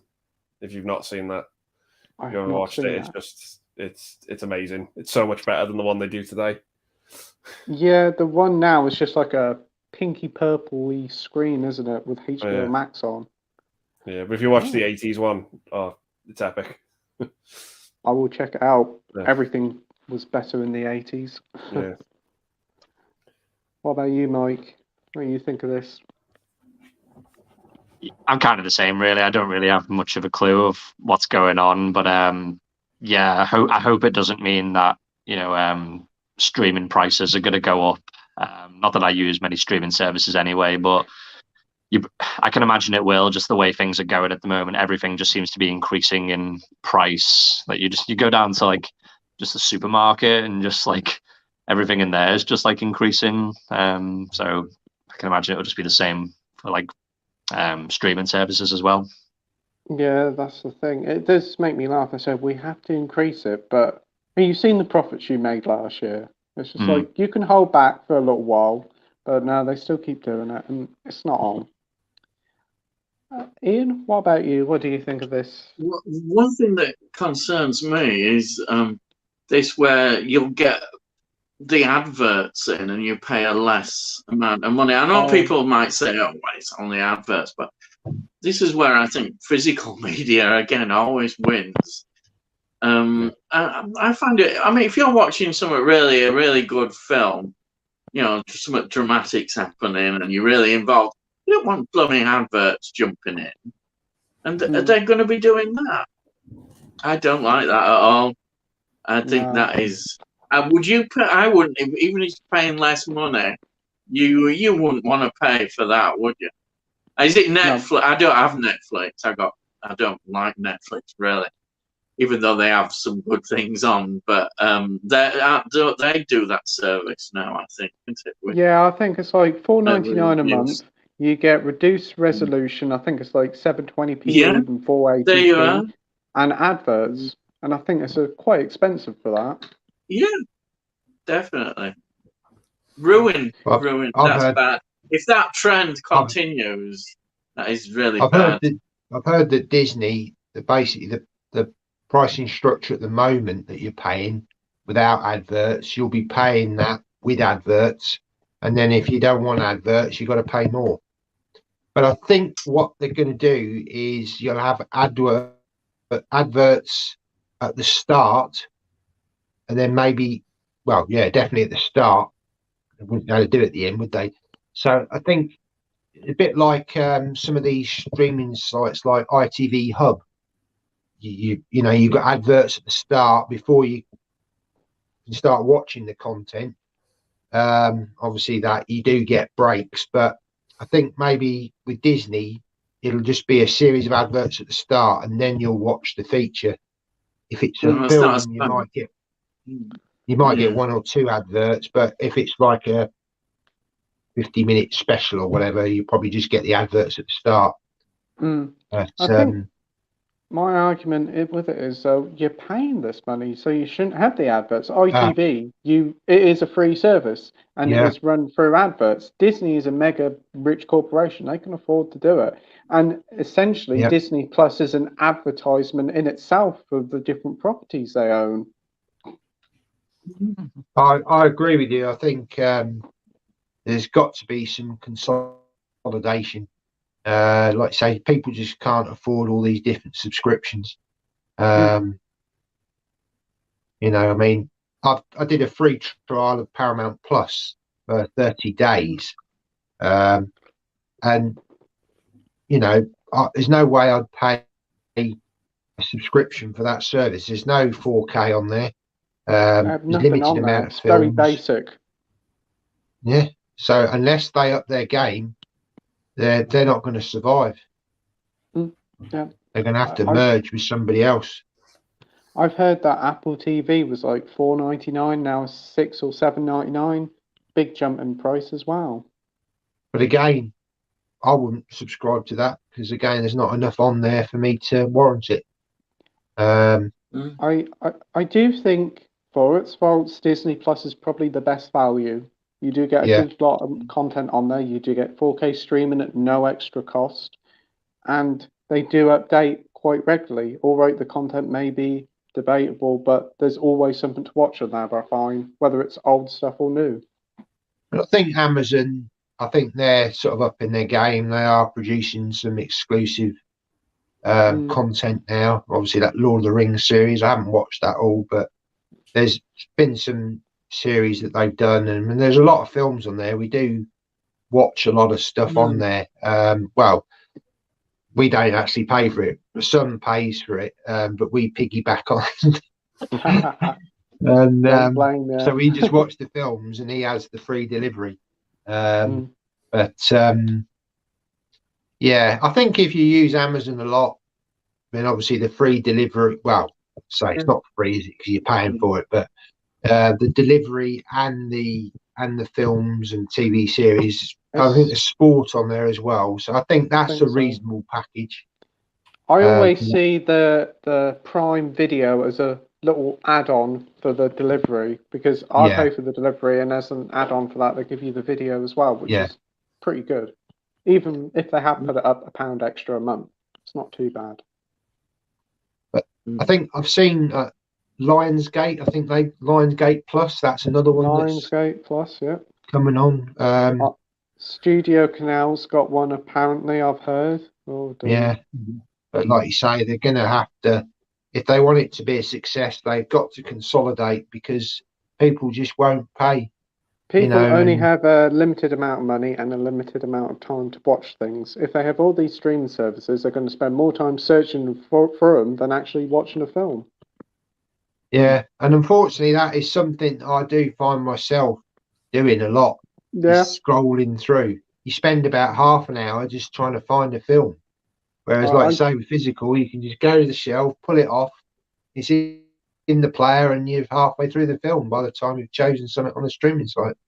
Yeah, or you're like me, you're spending ages That's trying progress. to find it. You think it's upstairs, and it's actually downstairs in a big pile, and you forgot about it. And an hour later, you're like, "Oh, I found it." Oh dear. Next up, DVD from Film Bloke says, since allegedly companies are pushing their films till later for Avatar 2, to go on a conspiracy that I think Disney made them to do so, Avatar 2 will make its cash. Probably so. Probably so. The Lord and Master Disney will do it. Mickey Mouse will have his way. Avatar 2 will be a success.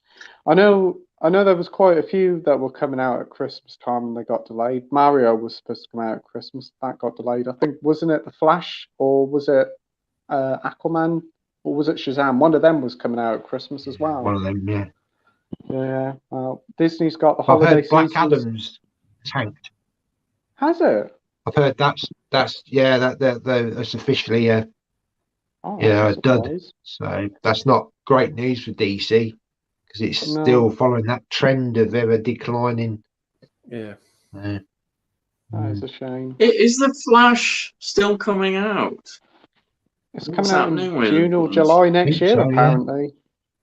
And the same actor, they're still keeping him, I presume. Don't know. I don't know. I think so. assume so. I Because, think it's all been filmed. Oh, Yeah. mm. The whole setup with DC is very confusing. What's coming out, what isn't coming out. I don't know what they're doing with Aquaman.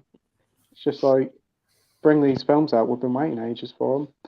But next up, we've got Brett here saying, "Watch your Pete, Andy, Mike, Matt, Ian, and to the chat. Oh, hope you're well and having a good one."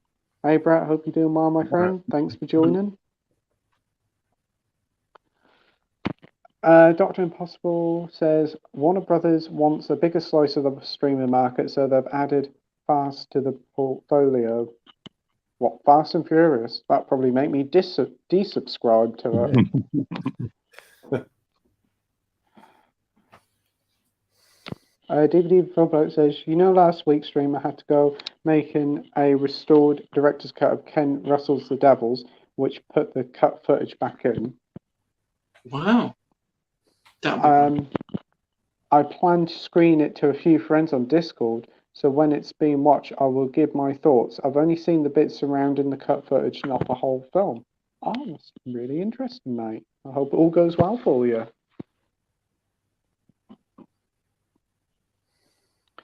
Brett says, speaking of Kirstie Alley, in her prime, she was so gorgeous. My favourite Kirstie Alley role is Shoot to Kill, and from '88 with Sidney Poitier. Yep. Cracking film. I agree with you there. The DVD from Film Bloke says, the footage was sourced from an internet archive, upload of the film and cut footage and some shots, and the audio came from the Hell on Earth documentary.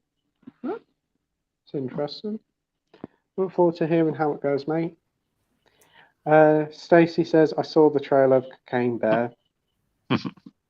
I hope they release like a collection of plush toys of Cocaine Bear with a little bit of white on his nose. DVD from Phil Bloke says, it's a real shame. Mourners are so scared shitless of releasing the uncut version of Devils. Yeah, I had read about what the uncut scene entails. Yeah, I'm surprised I haven't released it. DVD from Film Bloke says the BFI planned to restore the director's screen back in 2004 on Blu-ray, but Warner made the release of the BBC X cut on DVD. Oh.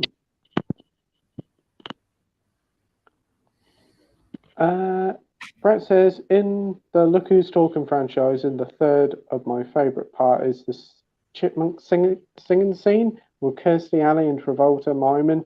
Always put a smile on my face, takes me back to my childhood. I've never seen a Look Who's Talking film, but there's like 3 of them, isn't there? Yeah.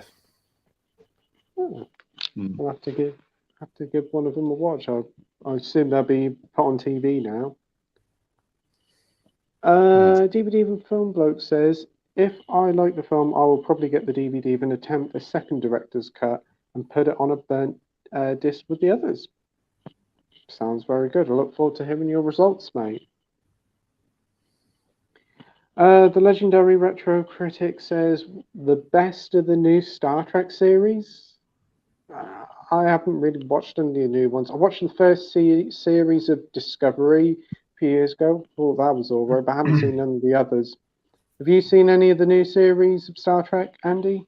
No, the only series I've watched is the original and Next Gen, and I've seen all the movies. That's it. Yeah. And what about you, Mike? Have you seen any of this new stuff? Yeah, I've got to admit, I'm not really that into many of the new shows. I think the last Star Trek show that I really liked was probably Enterprise. I couldn't really get into Discovery. I got 3 seasons in, and I couldn't even tell you anything that happened in that series. It's just kind of faded. And Picard has been a bit of a disappointment for me, but maybe the 3rd season can redeem it. Yeah, I've heard Picard lost its way in the 2nd season. A lot of people weren't so keen on it. Yeah, I probably preferred it over season 1, but I still didn't really like it that much. What about you, Ian? What's your favourite of the new Star Trek series? Well, I think I'm waiting for it to come out. It's Strange New Worlds. I managed to see it through various ways. Discovery, I've not seen that, and I kind of I could buy it now, the 4th season, but I've kind of, I don't know, I'm a bit I never get quite as excited. And I'm going to say this: if Captain Burnham, I'll call her Captain Burnham, had been 10 years ago, I think we'd have been saying different things about her, saying how good she was. Unfortunately, she's at the wrong time. And to me, something is not right about Discovery. You know, right? They made a mistake, change right on the 1st season with the Klingons. That was such a bad mistake to make. It was just too much for viewers. You know, the Klingons totally redesigned. There was something not right there, and it sort of spread through the 2nd series. We got, in a way, we should thank the 2nd series because we got Captain Pike and the Strange New Worlds from that. And so that is a good part to it. The 3rd series, again, it was just, there were certain things in it which, I don't know, you almost daren't say certain things nowadays about, but there are, I think, issues in it which kind of ruin it. But I do like her. I think she's a great character. And there's a lot, as you know, being Spock's sister is a great. There's such a lot of good things. As I say, 10 years ago, she would have been really hailed, and now she's perhaps considered one of the worst captains. But I don't think she is. Unfortunately, she's in a series that is not as good, unfortunately, as it should be. But Strange New Worlds has proved that you can serialize Star Trek, get it back to more its roots, its original, the original series, which was weekly episodes. There could be vague storylines following on, but it's not in the thing where you've got a whole season storyline. And I think maybe there's a reaction against that now. At one time we were saying, oh, we want these big stories told. We like the idea, and which was fair enough. Deep Space Nine was one of those series that did that. But I don't know. I think now maybe there's a reaction against that to some extent. And people are preferring more episodic, they want to see something that if you miss a week episode, you can watch another one and get into it straight away. You've got no problems. Whereas if you miss some of these episodes, you can't just dive back into it because you wonder what on earth's going on. There's something has gone wrong with Discovery, and people like me who normally are completionists are hesitating to actually buy the 4th. I've got the first 3, but I'm hesitating, and I have not pulled it. Picard is okay, but it's not what we want. I think we were expecting something better with Picard than we got, but it's not terrible. It's not. It's not. You know, some people have almost written it off as being a terrible series. It's not terrible. It's got some heart to it, I think, in places, and seeing, you know, but it's not. It could have been better. You always feel, and I've got to confess, I've not watched the other two, which are is it Lower Decks, and there's one more, isn't there? And I've not had the appetite because I feel there's too much. I don't want any more Star animated Trek. ones. Is it Yeah, 3D animated one? Yeah, I know they've had good reviews. A lot of people do like these animated ones, but I've just got indigestion, I think. I just don't. I've got no enthusiasm for any more Star Trek, which is terrible because that's what's happened. I love Star Trek. What's happened? But that's why Strange New World. There's a lot of stuff about Star Trek. Yeah, has offered some hope, but I hope they don't ruin that. You know, I don't know. I hope it continues in this good way. But anyway, that's it. Well, thanks, Ian. And what about you, Matt? Yeah, I mean, I kind of agree with what Ian's saying. I think the modern stuff, yeah, I quite liked Strange New Worlds. I still think it's got potential. I still don't think it's fantastic, but it's definitely it's gone back to the episodic episode structure, which I think works for Star Trek. I think what they need to do is they need to look at what worked before. And if you look at the original series, you look at the Next Generation, each week they focus on a different character, and you would see over time character growth. You'd see, you know, episodes with them in, they'd be the main focus of that episode. And as time went on, you saw that character grow. Now, the mistake they've made with Discovery, again, I gave up with the end of season 2. I think I started season 3, but I gave up with it. They don't focus on the characters. Maybe Burnham, possibly, but I find it dull. I find all the characters kind of dull. Yeah, with the exception of possibly the engineer guy. You know, that they focused on the relationship between him and the medical doctor. You know, that was good to see because that was Star Trek showing. You know, throughout sort of history of Star Trek, you've had the interracial kiss. You know, and they brought sort of homosexuality to, you know, to the norm as we all accept it. You know, back in the day, it was kind of shunned upon and all the rest of it, but it's promoting that as well, but in a good way. It wasn't forced. I didn't feel. I don't like it when they force these things on. If it's done right, all credit to it. But yeah, I think they just, yeah, they need to get back to the individual characters, look at the characters, develop those characters each week, different episodes, different situations. And I think you probably agree in with Strange New Worlds. I quite like the episode where they were sort of thrown into a different, you know, wearing those costumes and things. I forget the episode, but that felt a little bit more like the original Star Trek, sort of taking them out of their comfort zone and just plonking them in a different.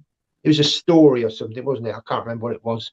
Fantasy story, but it was sort of, it sort of brought some nostalgia back for me. I thought, oh, you know, this is kind of reminiscence of what we've seen in the original series, taking them out of the Star, you know, their uniforms and putting them in a different situation, you know. And we got that with the Next Generation with the holodeck. That was fantastic because it took them out. They went to different places. Sherlock Holmes, all the different things that they did with the holodeck, and they did it with the original series, and they went to sort of various planets. I mean, there was the one where it was like Planet Earth, wasn't there? All dressed up as Nazis and things. Do you remember that one? Yeah. That kind of thing. Gangsters as well. Yeah. Yeah, gangster and all this sort of thing. And they flipped it on its head, and they incorporated the holodeck. So you got that variety, but you got that character development. And I think that's what's lacking in these new series. Mm. Oh. There we go. That's cool.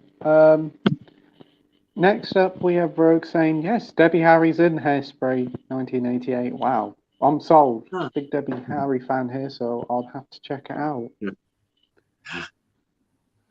Dr. Impossible says Kirstie Alley did a wonderful film called Loverboy. Legs up on the bed. Loverboy had an apt name, Randy Bodek. Oh. Rogue says, Andy, you need to complete your viewing of the Trash trilogy, Pink Flamingos, Female Trouble, and Desperate Living. Yeah, I'll have to see if I can get hold of Female Trouble. Legendary 80s critic says, do you think we'll get a Boxing Day sale before Boxing Day? Most probably. I think we'll probably see it a week before Christmas. A lot of shops seem to want to keep sales going, and with Christmas the way the Eve economy usually. is. Internet starts, doesn't it? Christmas Eve. Yeah. With the way the economy is, I could see it happening, yeah. Because Black Friday's pretty much been on all of November, and I think some shops are still doing it now. So, yeah, I could see that. What would you guys say? Would you say the same? Probably. Yeah. Yeah. Brett says, have any of you seen The Great Cape Fear from 1991? My second favourite moving picture of all time, with my favourite male actor of all time, Nick Nolte. Highly recommended. The original is great too. That's the one with Robert De Niro, isn't it? Yeah. I've seen that on TV a couple of times. That's a really good film, but I haven't seen a lot of Nick Nolte films. What did you think of Cape Fear, Andy? Yeah, I think it's pretty good. Yeah. Oh. One of the rare times you get Scorsese doing a remake. Oh, Yeah, I I think thought it was a Scorsese film. So Yeah. That's good. Yeah. Mike? Yeah, I think it's pretty good, but it's probably one of my least favorite Scorsese movies. But I think that's just because he's got so many great movies. But I do actually prefer the original Cape Fear, the one with Gregory Peck. Yeah, I just prefer that one. I haven't seen the original. When was the original? 1940s, was it, or 50s? I think it was early 60s, 1962 or something. Yeah. Oh, wow. I'm quite a way out then. Ian, what about you? Do you like Cape Fear from 91? I have seen it a long time ago, but I think I preferred the original one. I think it just had a better atmosphere for me, even though you've got good actors in that one. Yeah, as I remember it, I wasn't overwhelmed by it. It was okay. And what about you, Matt? What did you think of Cape Yeah, Fear? I mean, it's been a long time since I've seen that one, but yeah, the standout for me was Robert De Niro. I think he played quite a menacing character in it. But yeah, it's been some years since I've seen that. Brett says 2023 is looking great for horror. 2022 has been very good for horror. I think 2023 as a whole is looking great for movies. There's some really good ones coming out, some big hitters. So yeah. Rogue says John Waters has really got a writing stupid rants for his characters. I mean, Mink Stoles rant at the children at the start of Desperate Living. Okay. I wonder what the rant is about. Dr. Impossible says, what Peter Hyman's directed films would you watch the most, and what attracts you to the film? I have no idea who Peter Hyman's is. He could be a weatherman for all I know. He's done quite a few good movies, actually. Oh, I've got a few. yes. There's Sudden Death with Van Damme. I Oh, yeah. love that movie. It's probably my favorite Van Damme movie. I really like Outland with Sean Connery. I think that's quite Oh, an yeah. underrated movie. Yeah, Yeah, Still got that to see. brilliant. That yeah, yeah. I think Sean Uh, Connery's great in that movie. He did Yeah, Narrow it's a great Margin film. with Gene Hackman, it says here. That's a pretty good film. I don't mind that. Mm. You got any, Andy? Yeah, he directed one of my favorite like horror comedies with John Ritter, Stay Tuned. I love that film. And then after that he did Time Cop. So Oh, Time Cop. Oh. yeah. He's done some really good stuff. That's a good film. Yeah, he has, yeah. Yeah, I honestly never recognised his name. Yeah. Ian, what would be for you? Oh well, Outland, Sean Connery. It's a classic. And another one I remember actually seeing at the cinema. Love it. Absolutely wonderful. The atmosphere, everything about that film. And he did in Time Cop. You can't go wrong with Van Damme. Van Damme's one of these people I really like as well as Yeah. you know, even if he doesn't always make good films. But Time Cop is exceptional. Great story, great direction, entertaining. What more can you want? Time travel, love time travel. Anything to do with time travel, I'm in. That's it. Oh. Jean-Claude Van Damme time traveling, sign me up. Sounds like a lot of fun. It's not bad at all, is it? What a combination. Yeah. Really good. It's one of his better ones, I'd say. Oh, that's good. What about you, Matt?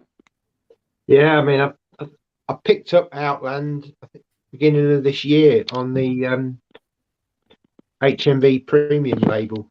What a nice release of that. Yeah, that's been many, many years since I've seen the film, and yeah, it was really good sort of revisiting it. Yeah, I really enjoyed it.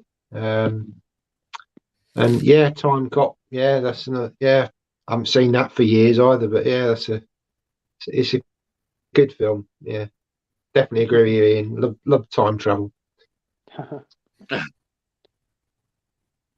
Rogue says, who's going to watch Liarmouth, John Waters' first film since 2004? Do you think it will be successful as Waters is coming out of retirement to make it? If it's intriguing like Pink Flamingos, I'll give it a go just out of pure intrigue, but I honestly don't know how successful his films will be. I should imagine it'll probably be quite successful. What do you think, Andy? Yeah, I mean, I think it'll probably get a bit of success with his name being attached to it, but other than that, I don't know.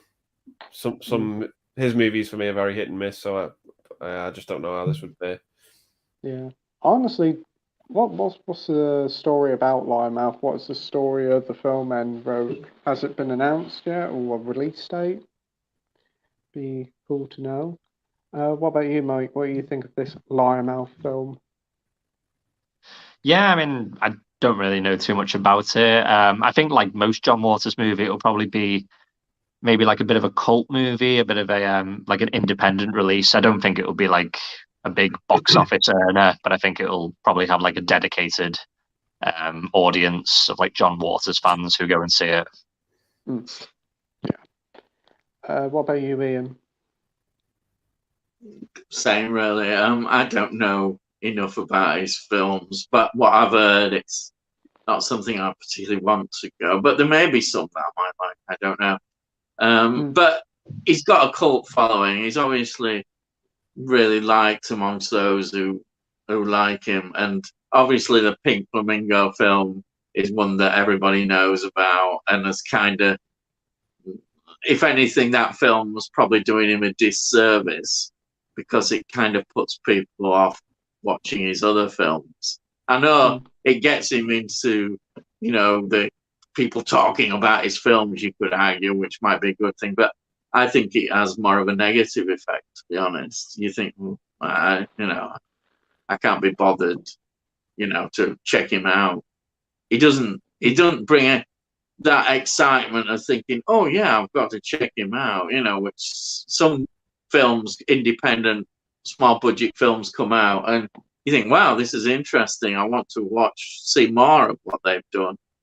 But I think that it was a bad move to some extent. That if he really is a good quality director, to center on the most controversial film, which is going to put people off from watching anything else. It's just my opinion. Yeah, that's fine. And what about you, Matt? What do you think of this film? I've literally got no idea. Means nothing to me at all. So Yeah. sorry. I should imagine this will probably come out on Criterion as they do with all of his other films. So, Edward says, "What's your favourite Christmas movie to watch as a family?" That's a good question, Edward. Andy, what would be yours? I don't know. Everything I watch on my own. But probably Home Alone or Muppets Christmas Carol. Yeah, good staples there. Yeah. Mike, what about you? Yeah, I mean, I don't really do it much that often anymore, but I do have great memories of watching like the first two Home Alone movies with the family and just having a great time. So yeah, I'd have to say Home Alone as well. Yep, top pick. Ian, what about you? Mine are all memories, really. Great Escape. That was the Christmas film, even though it's not a Christmas film. Sound of Music, believe it or not, as well. But for me personally, I mentioned them already. It is The Snowman and the Father Christmas one with Mel Smith, who was really good voicing the Father Christmas. I love that film. Yeah. And I really, Santa Claus the movie, we've always enjoyed. My late wife, she used to really love Santa Claus the movie, and we used to watch that a lot together. So, that's how I would see it. Yeah. But me dad was always The Great Escape. We've got to watch The Great Escape. It's on again and again. But, there we are. What about you, Matt? What would be a Christmas staple favourite for you to watch as a family? Well, again, sort of back to my childhood. I mean, it was always exciting for the James Bond film. It was always on Christmas Day. Like, we've got to watch James Bond. This was before, early days of VHS, I suppose. But it was always exciting. Every year was a Bond film on, wasn't it? But yeah, these days, I mean, sort of, I say, well, they're not really movies, but like I say, the Snowman and the Snow Dog. We watch that as a family every Christmas Eve. It's 2 short films, half an hour or whatever they are. So yeah, that's what we watch. Great ones as well. For me, as family, Muppets Christmas Carol was always Rudolph the Red-Nosed Reindeer as a kid, The Snowman, and Die Hard. My dad was like, "Oh, there's this good one where this guy kills loads of people in a tower. It's called Die Hard." Very festive. So, it's a classic. Yeah, it is. Also put Lethal Weapon in there as well. He did introduce me to that at Christmas, and that's the sort of Christmas film as well. Dr. Impossible says, "What film did you watch and thought, this is a brilliant beginning, then thought, not bad middle, and then came at a strong right at the end? Name one film that matches that description. Fire away." Brilliant beginning, not so much brilliant, then came on strong right at the end. That's a good question. Anybody's got any thoughts? Cool. That's a tough one. I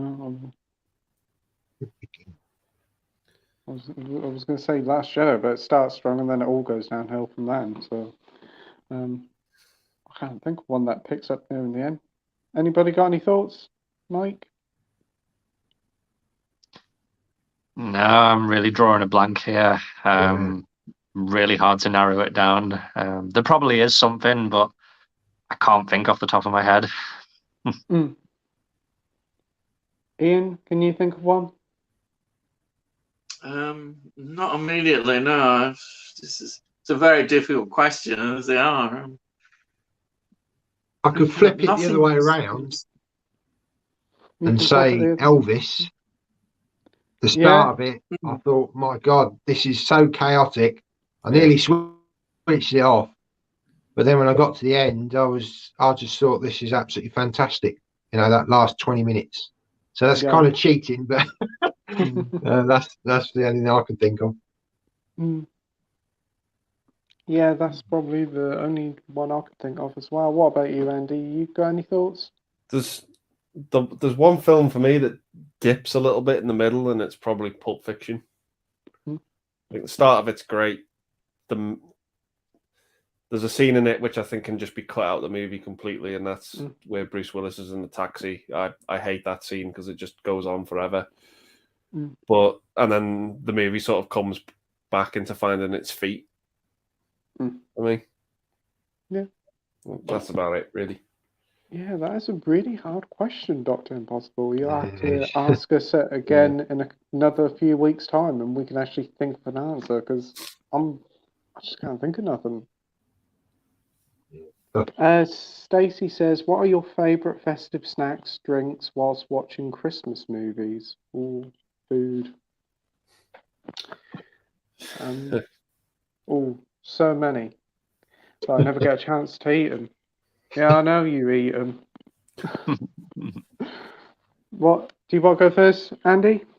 Mine's pizza. Every time I watch Home Alone, I always watch Home Alone 1 and 2 back to back and get pizza. Always I remember you saying that. Yeah. That sounds like a perfect night in. Yeah. Mike, what about you? Yeah, I mean, I like pizza as well. Yeah, it's great to just get a takeaway pizza, and just watch it with a movie. So I'd probably have to say that as well. Ian? Well, I hope there's nobody listening, like my doctors and stuff. But chocolate, I'm mad about chocolate, and I'm diabetic.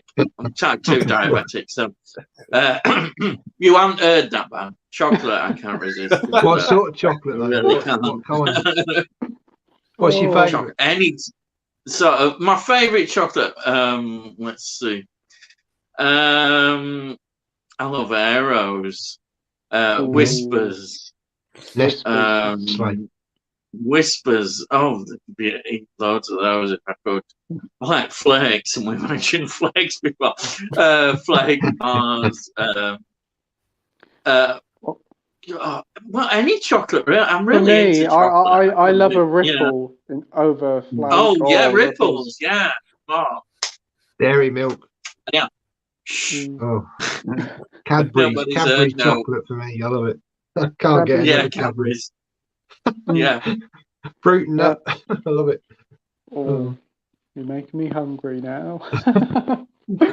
For me, I'd say probably the Lindor Lindt balls. I love them. You can only have a few of them because they're very sweet. Or the M&S chocolate fudge bars. Or they may be about 80 or 90p a bar, but they're delicious. And now I'm thinking there's one in the cupboard now, so that's very tempting me to eat that later this evening.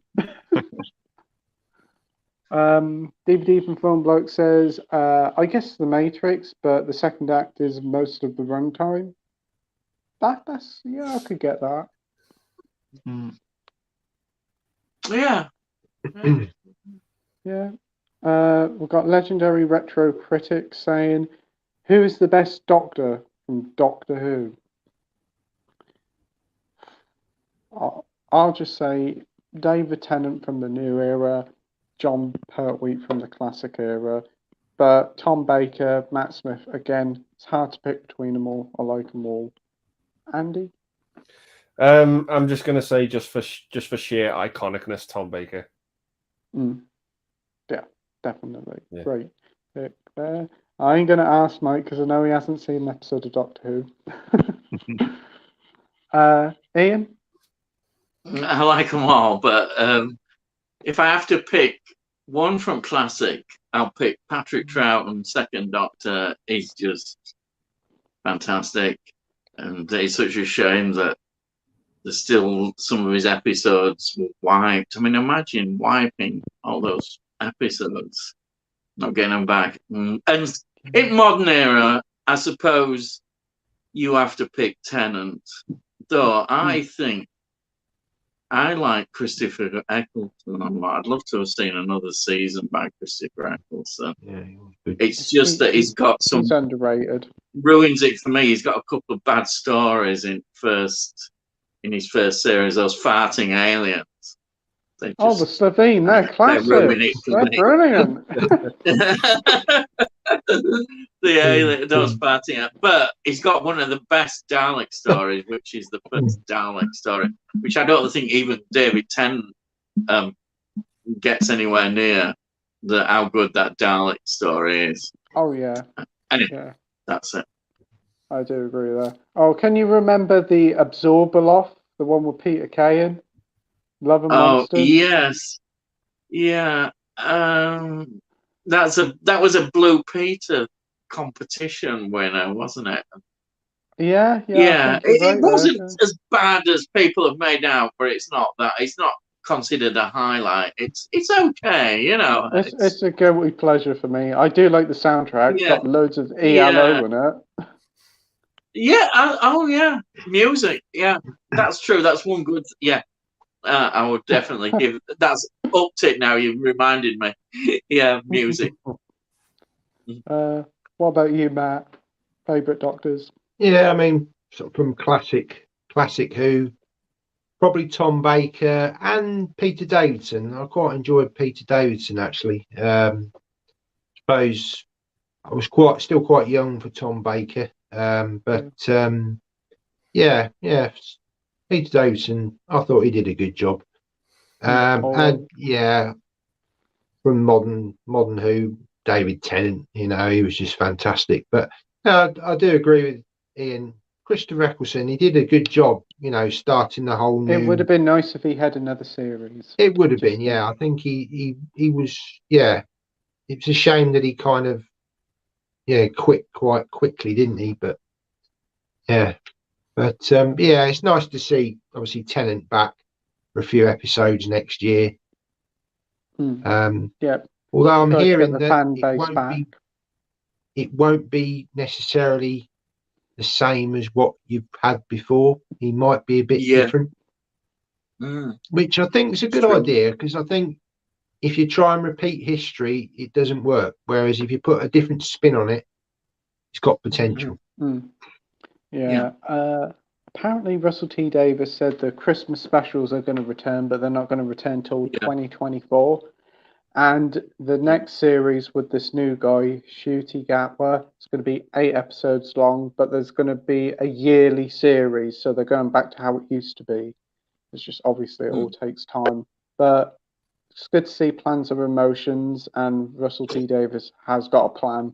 I don't think Chris Chibnall had a plan. No, it's a shame, because, like you say, I think it's a shame with Chibnall era, because when we look back, we'll see that there were some good episodes, but it was just there weren't enough of them. That's the problem. Yeah. Well, at least it ended on a highish note with a decent final episode. And there was one or two others in the whole series that were really good. I think there were, but there weren't enough of them. That was the problem. And I think Jodie Whittaker was good. I think again, if she'd have been in earlier on, we'd have liked her a lot more. That I think it just reflected bad on her that some of the scripts weren't as good as they should have been. But I think that's it. Yeah. But when it was good, and she proved herself, I think. Yeah. They said that Rosa episode, I would put the Rosa episode as an absolute classic. I thought it was really good on Rosa Parks. Historical, back to tradition. It was a really good episode. Yeah. DVD from Film Bloke agrees with you about Patrick Troughton. Yeah. Yeah. We've got Scotty Movies here. Evening, guys. Hope you're well. Evening, mate. Hope you're doing okay. Sorry if I've been asking, but anybody seen Violent Night yet? I thought the film was great. Oh, glad to hear you enjoyed it. Andy went to see it the weekend. You enjoyed it, didn't you, mate? Yep, a lot of fun. Yeah. Dr. Impossible says, the DVD from Film Bloke. Yeah, true. The Matrix was an interesting choice. Legendary Retro Critic saying Ray Liotta's fast film is Cocaine Bear. Wow. DVD from Film Bloke says, oh sod, I misread the question. The middle act of The Matrix is god awful. Can you reverse that? We've got Man Cave Movies. Good evening, gents. Good evening. I hope you're all well. Have any of you seen the new Arrow film Blu-ray, The Leech? Watched it last night, and Christmas movie that was so twisted. I have seen advertisements for it on their Facebook page. I didn't even know it was out to buy. I thought it was just like a streaming or cinema release. But if it's a Christmas movie, I'll think of it. Go, yeah. You heard of it, Andy? The Leech? No, I've not heard of this one. No. No. Mike, have you heard of this one? Yeah, I've seen it advertised. I don't really know too much about it, but yeah, I might give it a go at some point. I know the modern films quite recently they've released have all been pretty good. One of them called Two Witches. A lot of people keep saying that's quite a good film. Ian, have you heard of The Leech? I think I've just seen an advert. It's something that would interest me, definitely. I like some of these modern releases, like you said, like the Two Witches. I haven't got that yet, but that's on my list. I might pick that up on next sale, I think. The next sale, definitely. Look at that. Sounds good. And Matt, have you heard of The Leech? No. Sorry. DVD from Film Bloke says, if it was better at world building, yes, but it isn't. Nope. We've got Norwich here, Rock God 2004. Wow, good evening, you beautiful bastards. The wife ordered 3 titles from Severin for me for Christmas. I Miss You, Hugs and Kisses, 4 Flies on Grey Velvet, and finally, Mardi Gras Massacre. Oh, brilliant. Hope you enjoyed them. I thought for a minute you were going to say the Texas Chainsaw Massacre for a second. Norwich said, did any of you get anything from Severin? Never bought from them before. No. Any of you guys bought from them? No. Never, no. Brett says, my Xmas CDs have arrived. Jerry Vale, Christmas CD. Andre Bocelli, Christmas CD. The Three Tenors CD. Andy Williams. Eddie Fisher. Mario Lanza. Carpenters CD. It's great to them. Very nice selection there, Brett. Some nice classics there. Rate me Babbers. Bristolian and Dave's here. Hey Dave, hope you're doing well, mate. Hey Dave. We've got the legendary retro critic here saying, what's the last film you picked up? What, go first, Andy? Yeah, sure. So, well, it's a bootleg, but I picked up the Blu-ray of Barbarian. Very nice. It's the Blu-ray transfer is god awful though, which is a shame. It's really bad. It jitters so much when you watch it.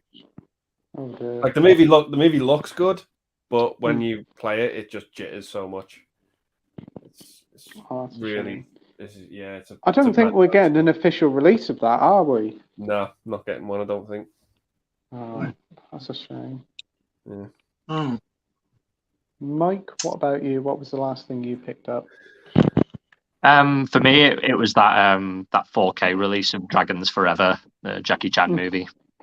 Oh, that's a really nice set. How much is that one? Is it 30 quid? I think it's like $32.99, but I got it in that 88 film sale. I was really surprised to see it, so I only paid like 23 quid for it. That's a brilliant price. Oh. Yeah, because normally like the sales, it'll just be on older stuff, but they had like a sale on everything, including pre-orders. So I was like, oh yeah, I'll have to get that. That's hard to say no to that. That's a very good sale. I've heard that 88 sale was very good. Probably should Yeah. look there in the future. Mm. Ian, what about you? Last film I got was one I talked about earlier. I won't go on about it, The Day the Earth Stood Still. But I did last night win on eBay in an auction a Dr. Jekyll and Sister Hyde, which is another Hammer classic I've been after. And I got it really. I'm one of those terrible people that jump right in about 30 seconds to go and know what I'm doing and get and won it really cheap. Thought I bet somebody be really cross with me, but yeah, I got that. I won that. So that's hopefully I'll get here by Christmas. Postal strike. That's true. But the last film I got was The Day the Earth Stood Still. Two great films there. The Dr. Jekyll, Sister Hyde is a quality Hammer film. I have seen that one. I do enjoy that. Was that the Studio Canal release one you got? Yeah, it is. It had a slip cover and everything. It was really cheap, nice. So I thought, well, go for it. Yeah. And what about you, Matt? I picked up one thing, but you'll have to wait until hopefully tomorrow for an unboxing. It's a 2-part thing. So I've got one package from AJ and another package that's coming from eBay, but the two are connected. So, but yeah, you'll have to tune into my channel and find out what that is. Hopefully tomorrow, if not Friday. Just wait for that second package to come through. So, yeah. Very intriguing. Look forward to watching that. For me, I got the Arrow version of Croupier and The Driver. I'm probably going to do an unboxing and probably watch Croupier over the next few days. But yeah, both look really nice releases. Hey, Bristolian Dave, Nige. Bristolian Dave says MCU has no direction throughout Phase 4. She-Hulk had a couple of moments, but it was overall disappointing. Managed to mangle the fourth wall breaks by destroying the story with it. It's definitely split fan base, She-Hulk has. I know the reviews were quite positive for it, but like fan base has just literally teared it apart.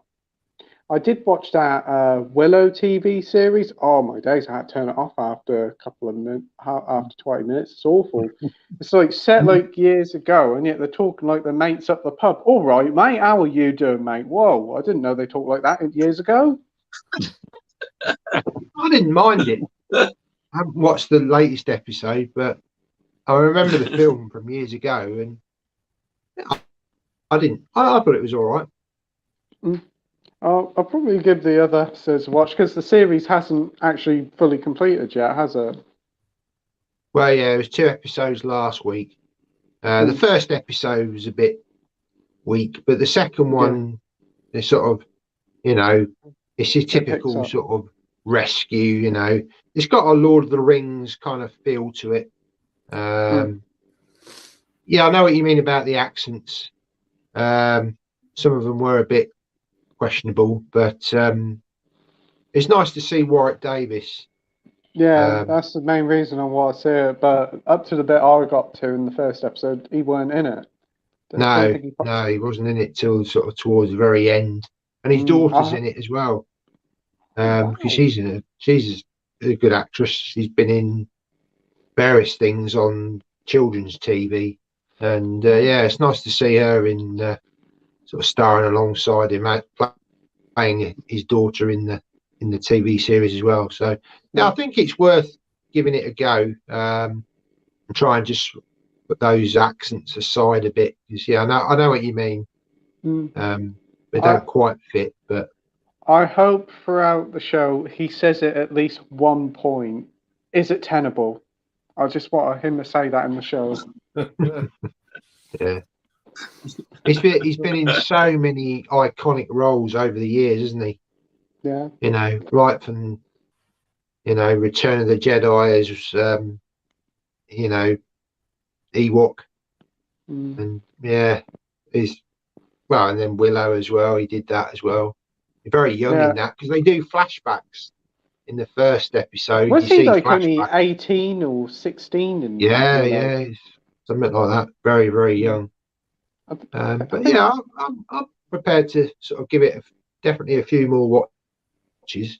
It kept me entertained. For the first episode's a bit weak. The second one thought had a bit more potential. I'll give the second episode a go, and the new one will be out this week as well. So I'll give them a go. Yeah, I and think see it's if it out today. improves. Actually, I think it's today or tomorrow. My only worry is it's going to be like, where's my Willow in my Willow TV show? I'm worrying it's going to be like that because it has been a thing with Disney shows. Boba Fett and the Boba Fett show, Obi-Wan and the Obi-Wan show. You don't see a lot of them in the shows. I also noticed the ending as well. The end credits reminded me very much of the Star Wars shows, both Boba Fett and the Mandalorian. You know, that sort of drawings of the scenes that you've seen in the episode. It's that sort of same template that they've used, and thinking, oh, wish you do something different because I've seen this before. But yeah. It is quite. I never really thought we needed a Willow TV series, but they're just like Disney. Well, we'll bring that out of retirement. Yeah. Yes, I think it's definitely worth a few more episodes and see where it goes. And they've also done the Santa Claus TV show, and I've not heard great things about that. But I'm a fan of the film, so I'm going to check them out. Is Just Warwick so Davis in? Is he in the Leprechaun films? Yeah. Oh right, Yeah. They're funny, aren't He's They're done pretty loads, awful, but they're so many funny. films. Oh, what was it? There was one called Leprechaun in the Hood. Oh my days! they? Oh right. I think is it Ice Cube in it? I'm sure I've seen it, and I'm just like, what am I That's watching? But terrible. Jennifer Aniston's in the first one, isn't she? Yeah. I like the first one. The first one's pretty good. I didn't mind the first one. Is there one where he goes into space? Because they all went to space one time, didn't they? Yeah, there's one in space. Yeah. Oh.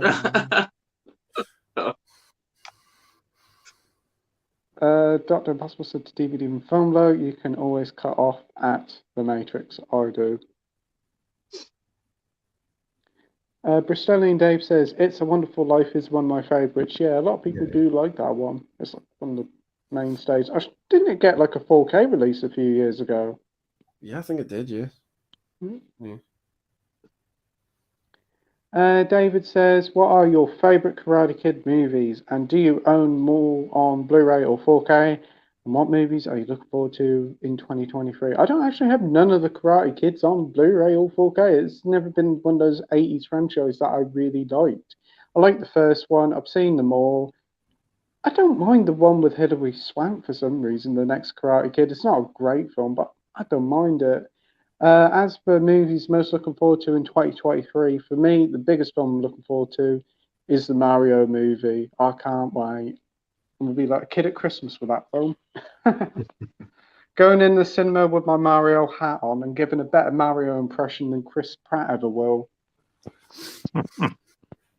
What about you, Andy? Yeah, I'm not really a big fan of the Karate Kid movies, to be honest. I like the first one. I think it's pretty good, but that's where my love for the franchise probably ends. Because I know there's a lot of love for Cobra Kai, but I've just got no interest in seeing that show. Same here. But yeah, 2023, I'm probably looking forward to, is it the new Transformers film? Because I'm such a huge Beast Wars fan. Yeah, I'm just really looking forward to see what they do with that. Just hope they don't mess it up.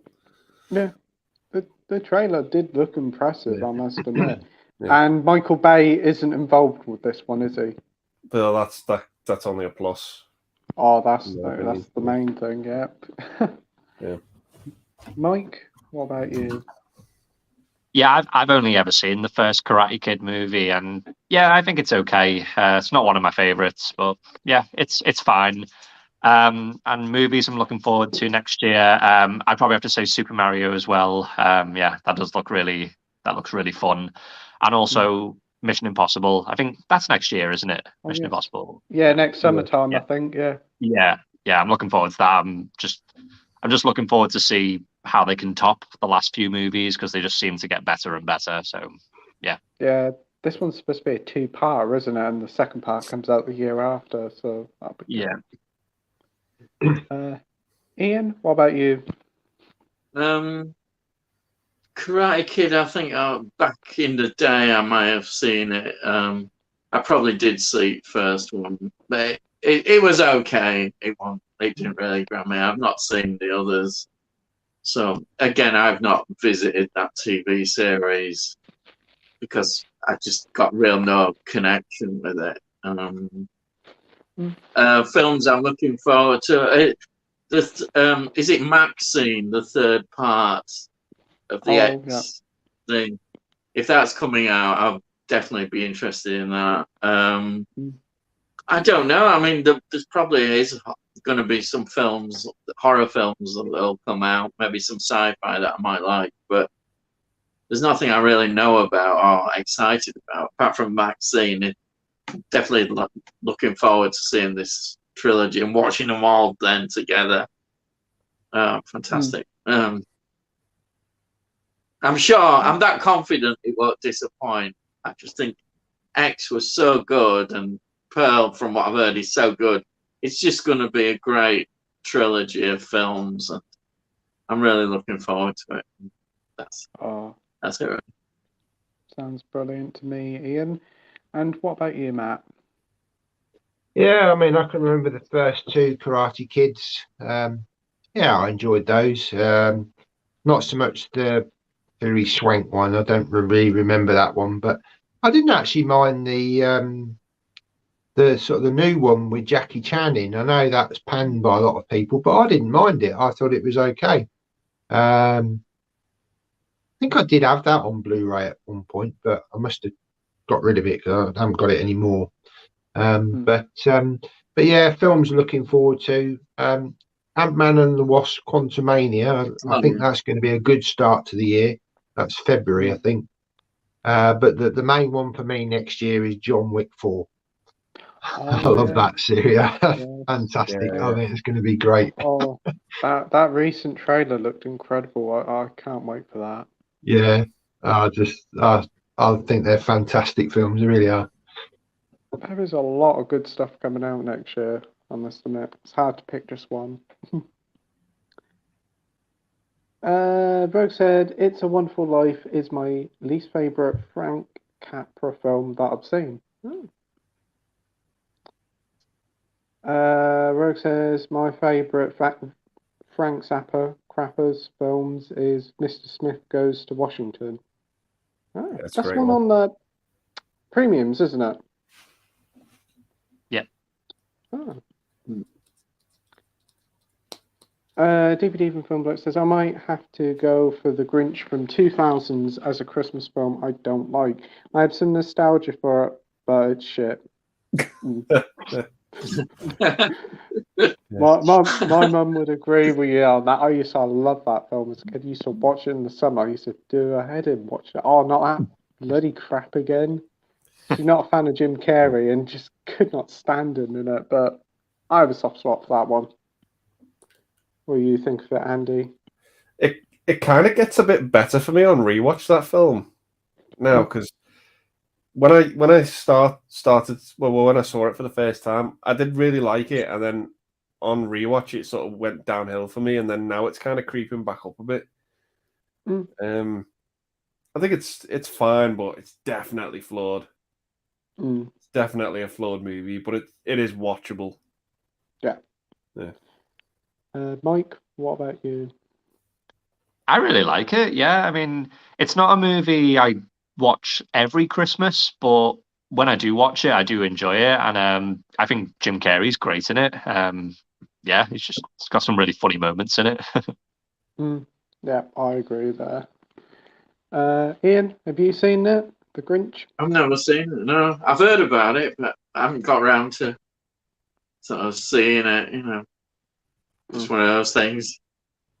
Yeah, I think one of the things I like about it most, even now, is that it's mostly all practical. All the set works are all made up, and like Jim Carrey's all done up in like practical stuff. And if this was made today, it'd be all CGI.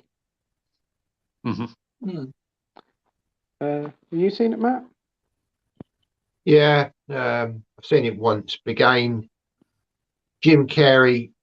There's a couple of films I don't mind him in, but I actually think he's quite a good serious actor, actually. But I don't particularly like his wacky, again, that wacky sense of humour. It's just not really my kind of comedy. But yeah, I've seen it once. But yeah, it's not something I would necessarily revisit. Mm. Gonna I have to still just, haven't. Pardon? sorry, I'm just going to let you Yeah. know I need to go now, so I've got to get up Yeah. early in the morning. No So worries, Matt. really appreciate coming on. It's been an Sorry to absolute cut. pleasure chatting to you, mate. No worries. Yeah, sorry to sort of leave a bit early, but yeah, I've got to get up early. But yeah, thanks for having me on anyway. Oh, it's always a pleasure. Be sure to subscribe to Matt's channel and definitely check out his live stream at the weekend. That'd be very entertaining. They always are. Thank you very much. Well, cheerio, everyone. Yeah, Matt. Take care, Matt. Cheers. Bye. See Bye. ya. Right. I still haven't seen the Benedict Cumberbatch Grinch one, the animated one by, is it the Minions team? Is that any good? It's all right. Yeah, I don't mind it. Deep Deep in Film Bloke says you can't make a really short film, a feature film, and the message is undermined because the residents of Hoover are complete and utter materialistic twats. Mind you, I could never understand. I never could stand the young girl in it. She used to annoy the fuck out of me. Australian Dave says, right, so people on here don't like Alf. It's a Wonderful Life and Polar Express. Kick everyone off the show. Oh. DVD Even Filmplex says the only version of The Grinch worth watching is the Chuck Jones short from the 60s. Yeah, that's a classic. I've still never seen it. Yeah, I've seen it before many years Never ago. seen it. It's lovely. Yeah. The only bits of it I've seen is the bits in Home Alone 2. Oh yeah. That's it. And I always remember like the South Park episode with him that cracked me up. Yeah. It's like Mr. Hanky. It's just like, oh, it's so funny. The Grinchy poo. Yeah. Cindy Lou Poo carved the roast poo. Just cracks me up. DVD from Bloke says, I also really don't like the Polar Express. It's a mocap and the story wasn't that good either. There's one really good sequence in it with the ticket, I'd say. Oh yeah. When it gets blown out the train and then it comes back. Yeah. It goes on for quite a while, don't it, that scene? Yeah, I think it's like it's like a good few minutes. Yeah. DVD Film Bloke says, I actually really like Alf and It's a Wonderful Life. Alf is a movie I should hate, but I really enjoy. I didn't mind Alf. It was all right. And then over the years, I just cannot get into it. And this year with the Asda advert, I can't stand him. I'm just like, oh no, here's this bloody twat again. Turn the TV off. Oh, dear. And then when you go into Asda, all you see is bombarded with Alf stuff. And it's just like, oh, no, please no. Dr. Impossible says, what's the most embarrassing cinema experience you've ever had? No 18 rated naughty stuff, or maybe you'll have some saucy stories to tell. A Playtendoguy stream exclusive. Fire away. Yes, we always have a bit of naughtiness on this stream occasionally. You got any stories to tell, Andy? Well, mine's a bit random. It's not really naughty or anything like that, but at the time, Simple Minds, Don't You Forget About Me was my ringtone on my phone. And it went off while I was watching 12 Years a Slave. In the cinema. It's just like so random, but I was just like, I can't really apologize for that. I don't know. It was just weird. A weird song to just randomly come on while watching 12 Years a Slave. Yep. Yeah. That's brilliant. Mike, what about you? I can't really think of anything, to be honest.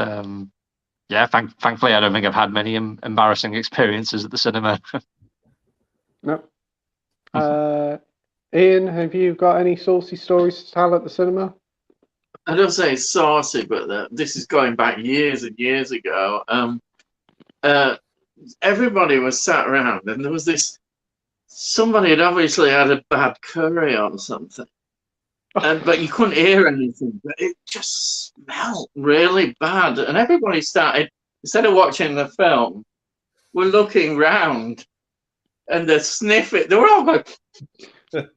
And then they were looking at you accusingly, and in the end, everybody says, "Who's farted?" It was like being at school. Who's dropped one? And nobody was, and then when somebody got up, they were all going, "It must be them.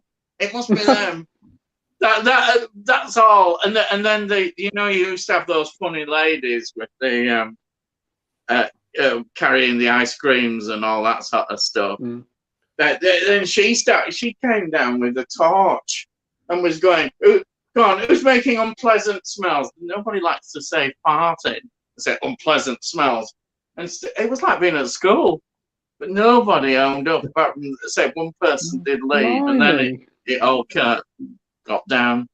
And you sort of lost track at film. Totally lost track because everybody was so busy with all this. That's about it. That's about the worst experience I've ever had. But from what you've said, it sounds like a nightmare nowadays with everybody on the mobile phones. Yeah. Fortunately, I've not seen all that. Yeah. It was one of them where I just forgot to turn it off. Normally, my phone's always on silent, but it was just that one time. And that one film, very sort of, it's a hard hitting drama, and you're just like, oh my god, my phone's gone off. Yeah. Oh, brilliant stories all around. That one of yours, Ian, love it. Sounds like a game of Cluedo, but instead of who killed Professor Plum, it's who dropped one. All going around trying to find out who's dropped one. Oh my days! What an excellent story. Not many for me. I remember going into cinema once, sitting there watching the film. The smell was. I was like, "What's this? It smells like a chippy." And someone bought fish and chips in the bloody cinema. And I was like, "Oh my days!" I can't remember what the film was, but probably would have been better if it was something like Finding Nemo. Then you got 3D smell there, and you could smell the fish and chips. And then obviously the story of the woman with the baby and the Batman screening. Talking of saucy ones, I have been told of at my local cinema during the Sonic the Hedgehog, when that came out in 2020, a couple were making out at the back of the cinema to Sonic the Hedgehog of all things. But there you go. We've got the legendary retro 80s critic saying, most disappointed box set or special edition that you've got? Oh, good question there. Can you think of one, Andy? I love the movies, but I hate the box set. It's probably the Star Trek one. It's just so generic with the blue pages, and there's no artwork on the discs. It's so is that the Blu-ray one with the little logo on the front? Love the movies, just can't stand the box set. It's a bit like the one for the 4K that came out last year. That was a bit bland as well. Yeah. Mike, what about you? You got a disappointing box set or special edition? Oh, sorry guys, my pets are just fighting. I'm gonna have to break it up.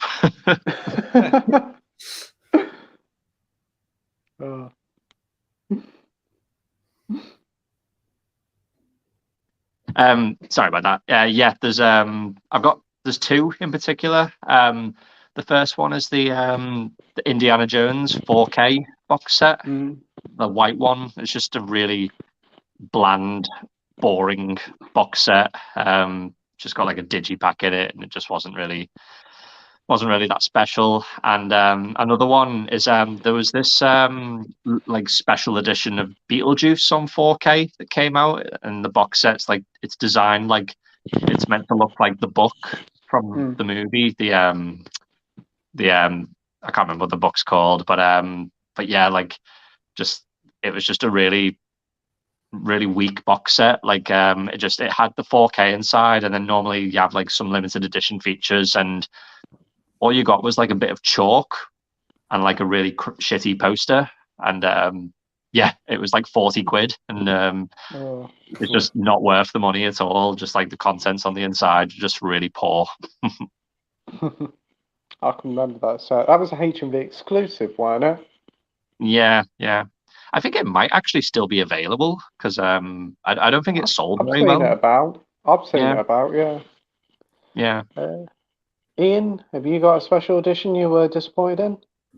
Well, I'll tell you what I'm really still cross about is that Star Trek 4K 4-disc thing, because A, we were conned basically with that, and B, they've released all the films individually, and I really like all the covers. They look great, and so I'm stuck with this 4-disc 4K, which haven't got the same covers, and I just feel we're totally let down by that, and it makes you sort of wary of buying things sometimes. You think, well, should I buy this? How are they going to do a better version? How are they going to release this and that? So I think that was terribly disappointing. I just think we were conned. We were. I don't know why I didn't see it. I should have seen it. I should have waited. But yeah, that's it. Yeah, I know that one's pretty bad. The one for the first film, they did a special edition for that for like 70 quid. Yeah, It looks like a chocolate box. It does. It's that thin. Yes, yeah. And it's just got like bits of paper in it, like some stickers and that. And it's just like, what's the point? Terrible. Yeah. For me, most of the special editions that I picked up were pretty good. I'd probably say the most disappointing one for me probably had be the Henry the Portrait of the Serial Killer. A, because the disc was dodgy, and when I eventually watched it, the film was a bit shit, to be fair, but there you go. Bristolian Dave says, think I'm the only one of the people that actually watches Christmas movies all through December. I seem to watch them closer, like middle December. Yeah, I haven't watched a single one yet. No. I know on Instagram a few people that I follow, they start straight away Christmas, 1st of December, like Christmas film a day. Yeah, do it like the 31 days of Halloween, I suppose. Could understand that. But, yeah. Brett says Stars Born with My Beautiful Judy Garland, 1954, and Barbara Streisand from 76.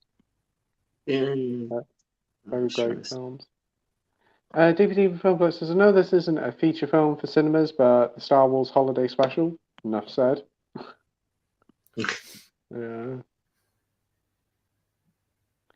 Bristolian Dave says the difference with Top Gun movies is purely that it actually respected the original movie. Things always do well when they respect the source material. Companies are slowly learning this.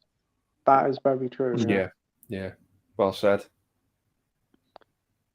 DVD and Film Vote says, according to never-ending Christmas movie list on Letterboxd, Last American Virgin has something to do with Christmas. So Last American Virgin is another crap Christmas film. God damn it, I love picking on it. Oh, brilliant! I know what we're watching Christmas Day after the turkey. Last American Virgin. Like, yeah, it is. There is like a Christmas tree and a couple of the background of some of the scenes. Yeah, I think he even turns up at the clinic at the end with a Christmas tree. Yeah, but yeah, it sounds like DVD and Film Box got it in for that film. Oh, Have you actually done a review of it on it? Letterboxd DVD from Film Bloke? You have to tell us, point us in the direction of it. I'd love to read it. Legendary retro 80s critic says, "What's your favourite Pam Grier film?" Jackie Brown for me. That's probably one of the only Tarantinos I've seen. The Steven Seagal one, is it? The first one, is it Nico Above the Law, is it? She's in that as well, isn't she? So I'd say them two. Foxy Brown, she was in that as well. That's pretty good. I enjoyed that. Andy, what about you? Mars Attacks for me. Oh, I've never seen Mars Attacks. Yeah. Oh, I need to get watching that. Yeah. She plays like a bus driver in it. No. No. Yeah, well, yeah. I love anything she's in. She's fucking great, Pam Grier. She is great. She is. Yeah, fantastic. What about you, Mike? I'd probably have to say Mars Attacks as well. I know it's a bit of an unconventional choice, but yeah, I love that movie. But if we're talking about like more traditional movies with her in, then I'd probably say Foxy Brown. I think that's a great movie. And what about you, Ian? I love Pam Grier. Isn't she fantastic? I could watch her all day. Kofi, I like a lot. Kofi's before Foxy Brown. And Kofi is good because I like her character in that she's a real badass character in it. I love it. And also, it's quite funny because there's a guy who played Huggy Bear in Starsky and Hutch TV series in that. Yeah. And what's his name? I forgot his name. But it's funny seeing him in that role, because I always see him more as a comedy kind. I suppose he is a bit of in the film, but I always think of him in Starsky and Hutch. But and the music is great. I bought the soundtrack straight away to Kofi soundtrack. Absolutely fantastic. But I like all the things. And Jackie Brown, if you was asked me which is Quentin Tarantino's best film, without a doubt, I would say Jackie Brown. Wow. 100%. 100%. Even though, okay, Reservoir Dogs and Pulp Fiction, iconic kind of films, I still think Jackie Brown's his best. Yeah. Yeah. Out of the 2 or 3 Tarantinos I've seen, I do agree with you there, Ian. Definitely. Dr. Impossible says, "No wonder Catwoman wasn't successful. Both Berry and Stone didn't get their kit off. Diminishing returns." Now, I'd like to see a director's cut of that, Doctor. I'd love it. Absolutely. We have Peter McCluskey here saying, "It's a Wonderful Life is beloved by many people as it shows that everyone has a purpose in the world and gives hope during times of despair. The Shawshank Redemption brings similar hope to people." Yeah, I think with The Wonderful Life, it's been taped on by many different things. I think there was even a Basil Brush take of It's a Wonderful Life when I was a kid. So, but yeah, you're right there. Definitely about Shawshank Redemption, Peter.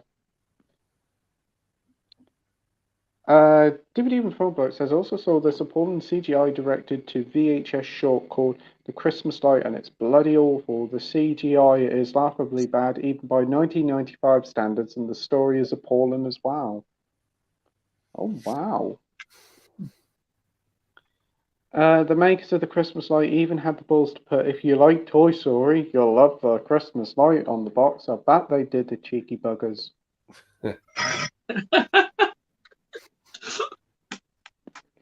DVD from Felvlock says there was a sequel called The Christmas Brigade, which actually is feature length, 70 minutes. The first one was 22 minutes, and yet they had barely 10 minutes of plot. Oh my days. I should think they said, "If you like Toy Story 2, you'll even love this more." So it probably didn't work. They probably got done for false advertising. DVD from Felvlock continues to say, "No joke, the last half an hour of the film is a full-on recap of The Christmas Light. I mean, you can't make this shit up." Oh my days. I bet I were in the editing room, was like, oh, we've got to make another half an hour. What are we going to do? I'll just bang the last film on and just say it's a new one. Boom, done. Sounds like, is it Silent Night, Deadly Night Part 2, is it? Because that repeats the second one, is it? Must be a thing for Christmas films then. We have Jason the Old Millennial here. Hey Jason, hope you're doing well, mate. Do you have a favourite martial arts movie? I love The Raid 2, Police Story, and The Crippled Avengers. I'd say the Raid films, Police Story is a lot of fun. Would you say John Wick is a sort of martial arts film? Kind of is in a way, I suppose. So I'll say the John Wick ones as well. Andy, what about you? Yeah, I love the first two Police Stories. I think they're just amazing. So fun, so action packed. Just love. I love the ending to the second one in that warehouse. It's just awesome. Oh yeah, yeah. Good pick. Mike, what about you? Yeah, I love Police Story as well. And there's another movie with Jackie Chan called Drunken Master. That's a great movie. So yeah, I'd put that one up there as well. Cool. And Ian, what about you?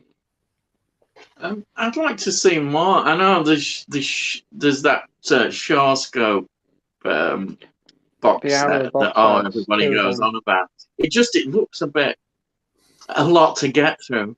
But I suppose I'm old school. I'm going to say, because there weren't that many, was all the Bruce Lee films, even the ones that these earlier ones.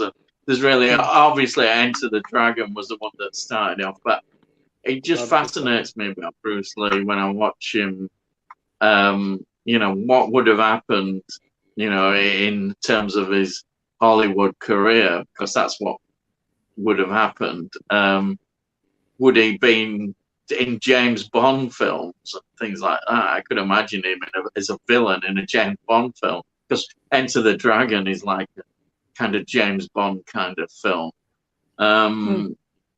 But yeah, I'd like to see it. I'm one of these people, actually, and this sounds really daft and funny, but I don't really like boxing films much, which obviously has big implications. I'm not really into boxing, but martial arts I kind of like. It's like, as a kid, I remember watching, the Kung Fu David Carradine series, getting into that, and then with the Bruce Lee, all that stuff going on.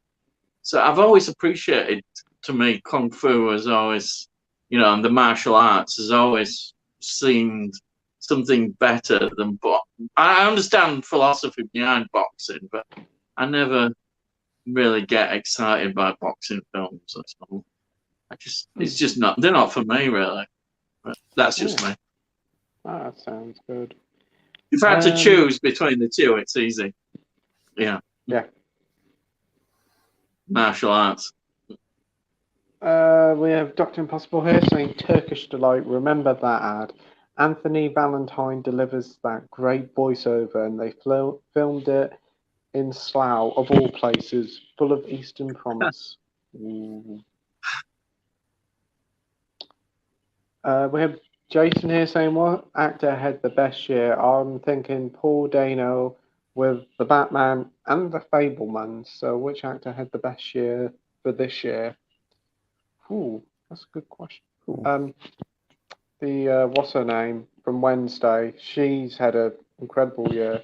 Scream, X, Jenna Ortega, and now Wednesday.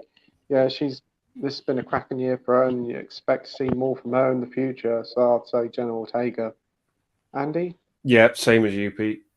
Jenna Ortega has just been killing it. It's kind of reminded me a little bit of Florence Pugh back in 2019. Yeah, Florence when she was killing it. But yeah, gonna have to say Jenna Ortega as well. You'll also probably pop in Anya Taylor-Joy there as well. Is it The Menu she's been in, and The Northman? God, yeah, the Northman, Menu. Yeah. North. Mike, what about you?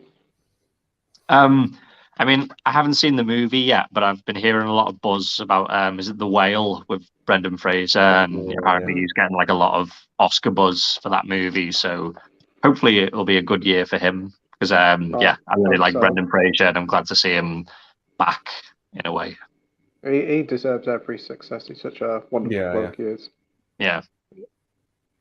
Ian, what about you? I totally agree about the General Ortega. Just fantastic. I'm looking forward to seeing more. Definitely. Yeah. Definitely. Brian says, "Hey, Brian, thanks for joining, mate."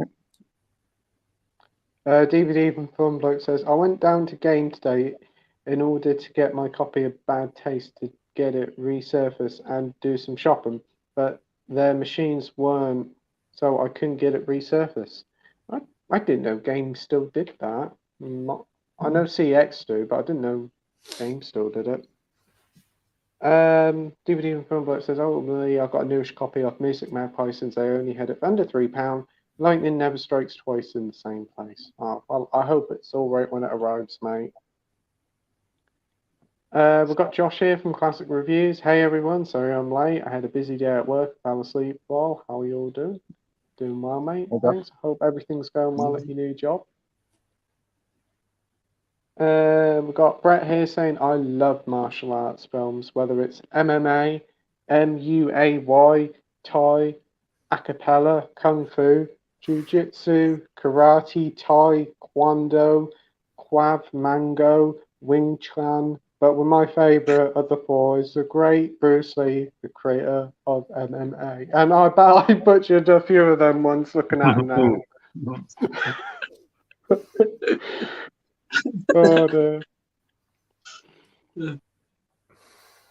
DVD, Dr. Impossible, sorry, says, "Have any of you seen a good Burt Lancaster Western like Lawman or Ulzana's Raid, directed by Robert Aldrich?" I have seen Lawman many years ago, but can't remember much about it. I know my dad likes some sort of Westerns, but no. Andy? No, I'll have to check out more Burt Lancaster films. Seen any, Mike? No, I'm the same. I haven't seen that many Burt Lancaster movies. There is one from Indicator that I think they released called The Swimmer, and I've heard that's meant to be a good movie. Yeah. Yeah. What about you, Ian? I love him in the Birdman of Alcatraz. If you've never seen that, watch that film. It's a prison drama based on a true story. And it's absolutely, his performance is fantastic. I don't know about the Westerns. I'm not totally into Westerns that much. A bit, but not that much. But as an actor, Burt Lancaster is very interesting. Well worth looking into. But the Birdman of Alcatraz, absolutely fantastic film. I'd love to get that, actually. I've only seen it more on TV going back over the years, but I always remember it. It's a great film. Oh, that's good to hear. Right. Oh, what, you off to bed now? Night. Oh, my dad's just coming here. Legendary Retro Critic says, "Does Playtendoguy review Xbox games?" No, I don't have an Xbox, mate. PlayStation, Nintendo. But yeah, I think Xbox are doing quite well. May get an Xbox later on down the line, but not currently, no. DVD from Film Bloke says, "I would love to get a Star is Bird. I would love to get a Star Bird and a Batman cape and tick to the Bahamas for Christmas." And a ticket to the Bahamas for the Christmas. Oh. I thought you were talking about a Star Wars bird or something for a minute when I was reading it. DVD Film Bloke says, "There may be a crappy piece of paper saying, 'I'm now a lord. It'll be useful as an emergency toilet paper.'" Oh. Brett has some pretty interesting news here about the Pearl Blu-ray. That has tempted me now. It's gone down to $18.95 now. That's a very good price. Right. Oh, excellent. Check that out. Is it only region A though? It's not region 3, is it, Andy? No. Playing.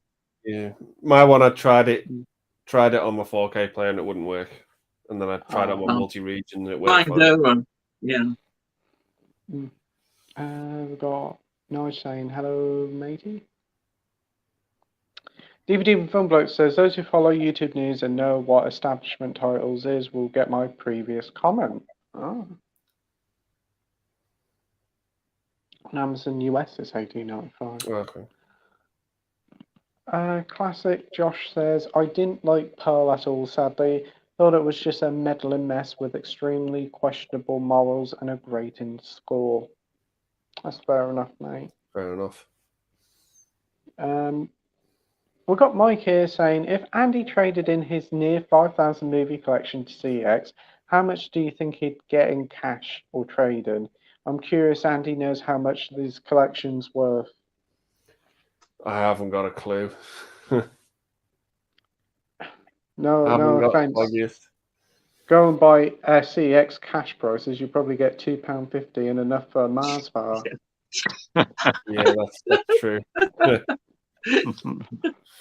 Because I've got a load of games that are quite expensive, but I was scanning them up and I was just like, well, you sell them for this price and you give me like this much cash. It's just like, it doesn't make no sense. I think they'd give me about £8 cash and the stuff they'd sell it for is like over 100 quid. And I'm just like, yeah, nah, not going to happen. But trading, you do get quite substantially more, don't you? Yeah, you do for the voucher, yeah. Yeah. Just not for cash. Rogue says, by the way, establishment titles is a scam, don't buy it. Huh? Never heard of it. We've got Vinyl Dale here saying afternoon all. Afternoon Dale, thanks for joining. David Beach says Homeland 2, Lost in New York, needs a 4K release. I agree with you there. It's actually on Disney Plus in 4K. I saw that the other day, so that's why I wanted to rewatch it. Deep Even Film Bloke says to Rogue, yeah, I know it's even before I knew it was when I said YouTube is getting sponsored by it.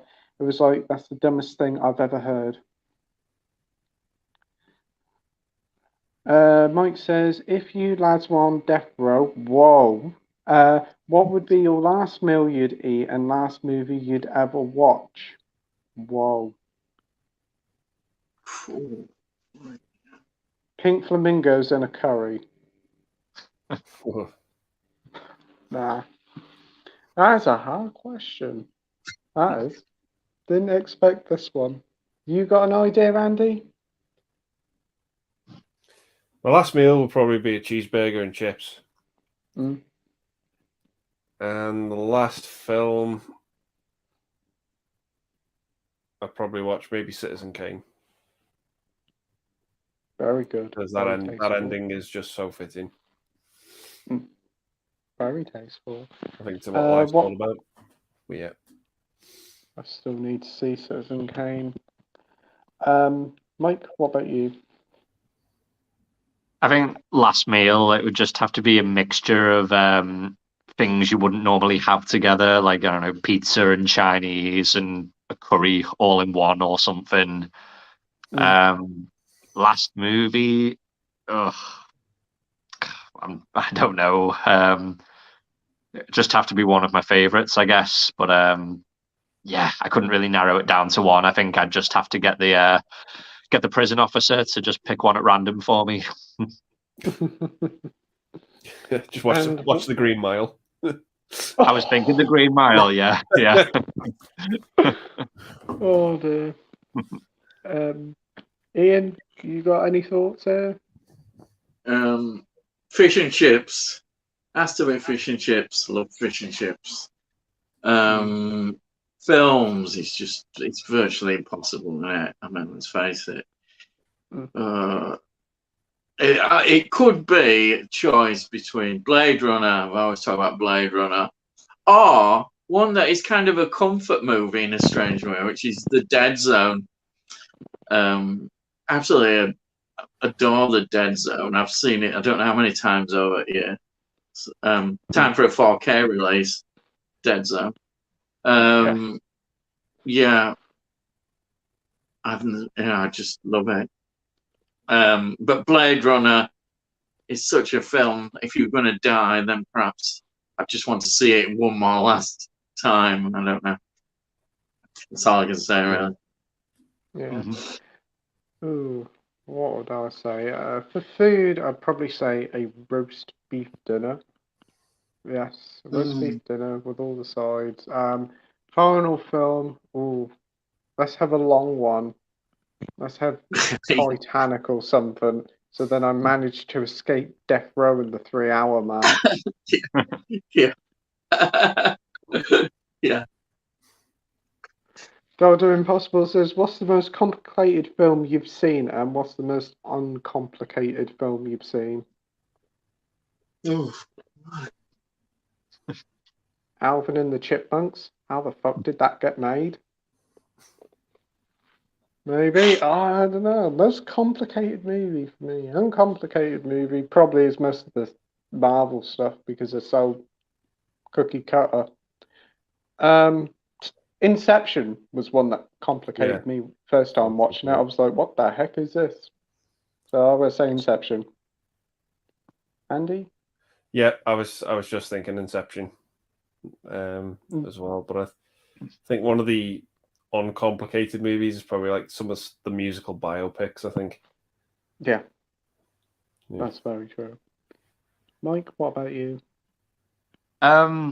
I think for uncomplicated, I'd probably just have to say something like American Pie. I mean, you can't get much more uncomplicated than that. It's just a bunch of high school kids just wanting to get laid. And complicated, I'd maybe say something like there's a movie called Inland Empire from David Lynch. Oh, yeah. The first hour of that movie is okay, but then the last 2 hours of it, I couldn't even tell you like what was going on in that movie. And Ian, what about you?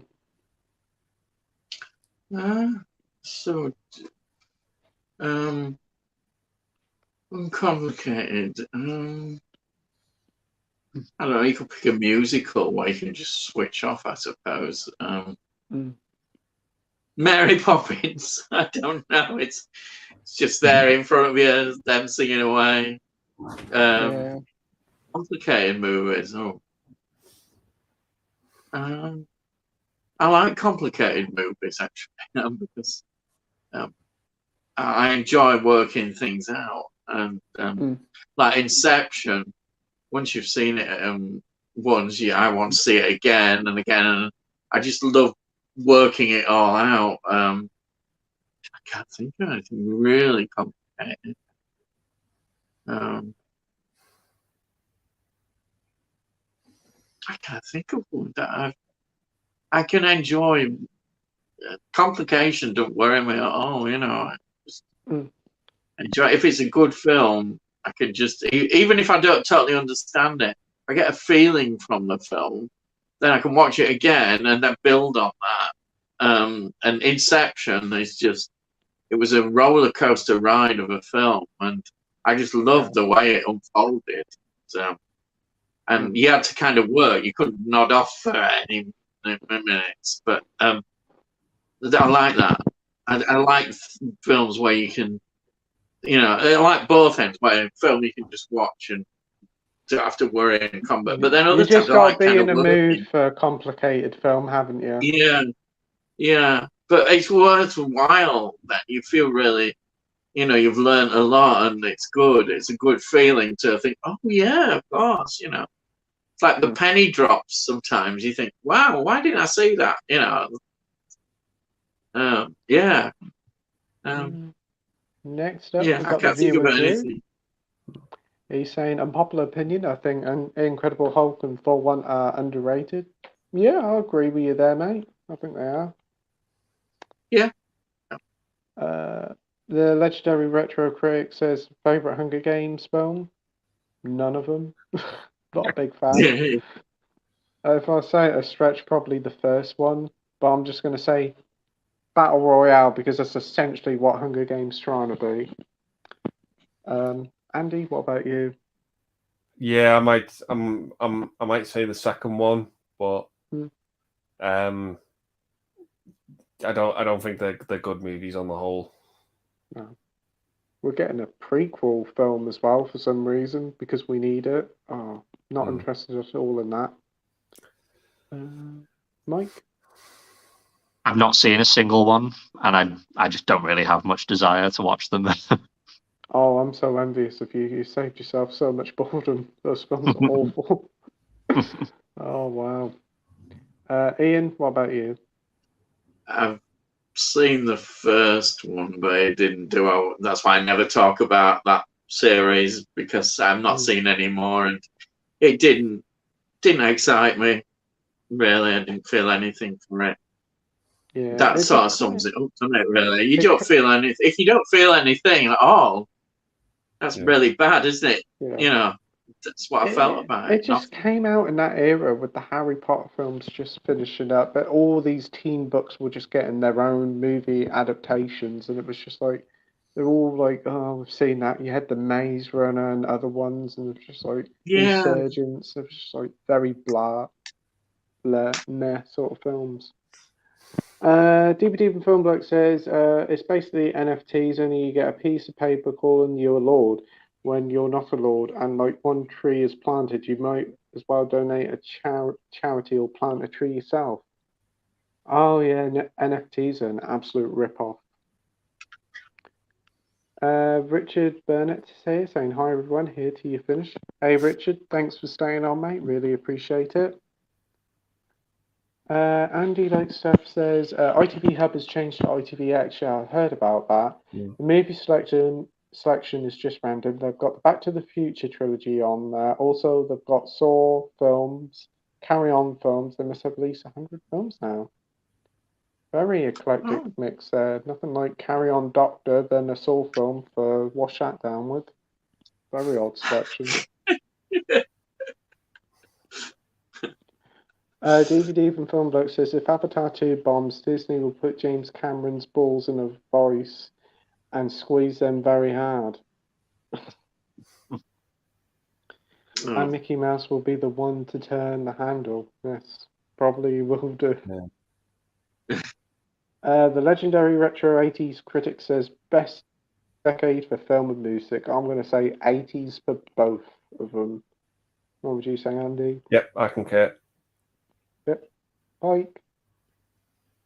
Yeah, I'll probably say 80s as well, although I do really like the 70s for music as well. And Ian, what about you? 70s, without a doubt. Definitely the best. Definitely everything. 70s. Did you like T-Rex from the 70s? Yeah, I remember all from about 1971. I was a fan. Bought my first single when I was 11 in 1971, and some great music, and just followed it right through. You know, it goes right. I mean, what an era! I mean, 60s is great, late 60s particularly, but the 70s had it all. It had every type of music. Right. Yes, Tiger Feet. Mum just said Tiger Feet. That's right. Yeah. So mud. No, but heavy rock groups. If you want heavy rock groups, it all started in 70s. Free, Black Sabbath, wasn't it? Led Zeppelin. Then you got psychedelic prog rock. You know, Pink Floyd, Genesis. Early Genesis were brilliant. Yes, Deep Purple. What a group they were. And then you had soul music. Lots of soul music, fantastic, great artists, people like Stevie Wonder, who were really top of their game, and then Diana Ross from Supremes, solo career. Then there were all these great songs. I could go on. And then we went into disco. Then we went into punk. I love punk. Punk, absolutely new wave. And then indie. You get into indie, and you get Joy Division, who I absolutely think are fantastic. Talking Heads. And I could go on about what. Great selection there, and I've seen your Instagram. You post up some great CDs of some classic bands. You know. Yeah, I love. Well, I'm getting into late 60s music at the moment as well. After I watched the Last Night in Soho, I got really into 60s music. I only watched that fairly recently, Last Night in Soho, and I just it really caught that 60s atmosphere. I thought, oh, I'll have to start digging out all 60s stuff I've got. And got loads of 60s stuff. I agree. Some great songs from that decade as well. Bristolian Dave says, watching A Christmas Story for the first time tonight. Anyone seen it? I haven't seen it. I know a lot of people say it's pretty underrated. I'd like to. Andy, what about you? Yeah, I really like it. I think it's really good. Yeah. Mike, you've seen it? No, I've not actually seen that one, but every time I see the cover for it, I just think the little kid in it, he just looks like such an annoying little shit. I don't know if he is in the movie, but it's just the way he looks on the cover. He does. I have to admit, it's just the face he's pulling. I'm just like, Yeah. oh. Yeah. He's just gonna be one of those kids that just want, I want this, and never shuts up about it. Yeah. Are you seen it, Ian? No, I've never seen it. I totally agree with that statement. The cover just puts you off. It should do, but yeah, I don't know. I don't know if that's what he's actually like in the movie, but that's just the impression I get when I see him on the front cover. Yeah, a real brat, basically. Yeah, and also a sequel coming out this year on HBO Max, I think. So it'll be available on streaming. So that'll be interesting to see how that one goes. Legendary Retro 80s Critic says, what's your favourite Tom Hanks film? Ooh, that's a good one. Cool. Andy, want to go first? Yeah, it's Forrest Gump for me. Forrest Gump. Classic film there. Castaway for me. Wilson. Mike? Yeah, it's going to have to be like a freeway toss-up between Forrest Gump, Castaway, and The Green Mile. Some amazing films there. And Ian, what about you? Green Mile by a mile. Absolutely love The Green Mile. In a classic film. What else? I quite like Big, actually. I like the concept of Big. I think I know that's an earlier one of his, and he's more comedy in that, but I quite like that. It's a good idea. I like the idea of Big. It'd be nice to see Tom Hanks go back to comedy a bit for a little while. Yeah. But yeah, that's that too. I think of when I think of Tom Hanks. Yeah. Richard Burnett says the film industry is picking its winning out. It's all about money, and it's time for collectors to get a price hike now. How you notice? Yeah, everything's going up with collector's editions and everything. It's not going to stop. No. I mean, I was saying to you, Mike, about Pulp Fiction, 25 quid for 4K. I think that's quite expensive for like an older film. It should be £20 max. Yeah, it makes me wonder if that's like going to be the new price for 4K soon, like all of them. I don't know if it's just like an inflation thing or what, but yeah, it's quite expensive. I think you're right. Yeah. We have 80s critics saying snore track I say. Josh says decided to book Avatar in IMAX 3D as I've heard from a friend who says it's the best way to watch it. I can imagine you'll get quite a good experience there, mate. I look forward to watching your review if you do one. 80s critic says Matt's the man, love him. Yeah, Matt's awesome. DVD Dr. Impossible. Sorry, Dr. Impossible. Good choice, Mike. Star Trek Enterprise was a very underrated and nicely written series. Picard and Discovery made me run to the toilet numerous times. Not good. Oh, wow.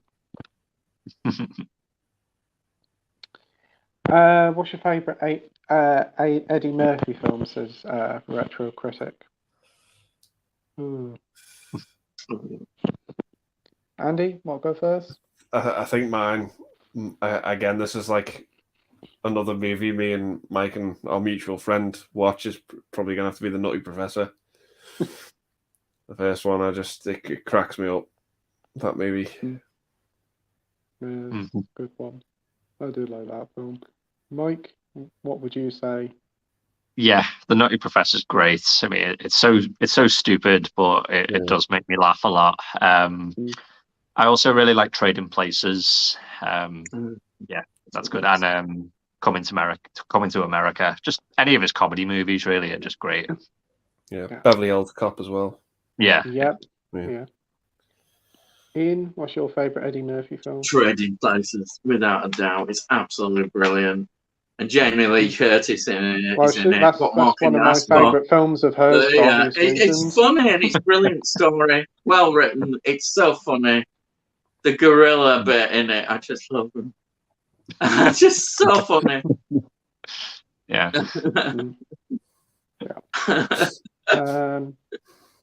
For me, as a kid, I used to love him Doctor Do, all that, like the remake they done in the late 90s. Used to love that. Shrek as Donkey, it was probably brilliant as that. Most recently I liked him in Vampire in Brooklyn. It's not as great as Hour, but I think it's a pretty solid film. And obviously Beverly Hills Cop. Peter says, I'll take different British accents that I learnt to understand from YouTube streams 100. Okay. Thanks for joining, Peter. Hope you're well. God Impossible says, what's your most cherished memory from a film or TV series? And Christ's sake, don't say Grease, Titanic, Chitty Chitty, Bang Bang. The story of music, the sound of music, or Avatar. I don't think we'll get many cherished memories of Avatar. Cherished memory. That is a good one. Can you think of anything, Ian? You know what? One of my most cherished memories is seeing Texas Chainsaw Massacre for the first time when it was banned. This film club that I was in, they ran a series of films that were so-called banned, and they had things like Texas Chainsaw Massacre. They had The Beast, which you can get now on Arrow, which is a brilliant, fast, kind of funny film, but it's not meant to be funny. It's a French film. There was that, I remember, that was banned. Straw Dogs, seeing Straw Dogs, because it's hard to believe Straw Dogs was banned. Clockwork Orange, all these films we saw, but Texas Chainsaw Massacre, I'm so excited. You know, the title itself, and seeing it, it was just amazing. You know, this was, you know, the fact that it couldn't get a certificate. This was before video nasties. You know, that they were actually intervening in the cinema and not giving them certificates to even show. And seeing that was just amazing. And it's funny because when you watch Texas Chainsaw Massacre now, you realize that it's not a very gory film at all. But yet the title implied that it was really gory. And when I was watching it, I was thinking, oh, wow, this is, you know, really, wow. But that memory cheats because it wasn't really like that. But at the time, the excitement of thinking, this is banned, you know, we're watching it, we're getting a look at it. So that's a cherished memory. I absolutely love that, yeah. Sounds like a good memory. Andy, what about you? Mine's really quite simple. I just remember going to see Ace Ventura, When Nature Calls, with my dad. That was just one that really sticks out to me. Yeah. That's a nice memory. Mike? I think for me, it was probably seeing like some of the early James Bond movies for the first time when I was a kid, like being introduced to that character. I don't remember what the first Bond movie was that I saw, but I have like memories of seeing a few of them and just being like who is this character? And I just couldn't wait to like see more. So yeah, I've just got great memories of seeing those early Bond movies. Yeah, I was thinking about the Bond films as well. My dad introducing them to me and telling me about the characters, which ones he likes, which one he doesn't like. Yeah, that was a fun time. DVD even film bloke. Wow, that's a first. I don't know if it applies to the area of the country you guys are from, but the moon and Mars are visibly next to each other at the moment. Wow. Okay. Wow. Mhm.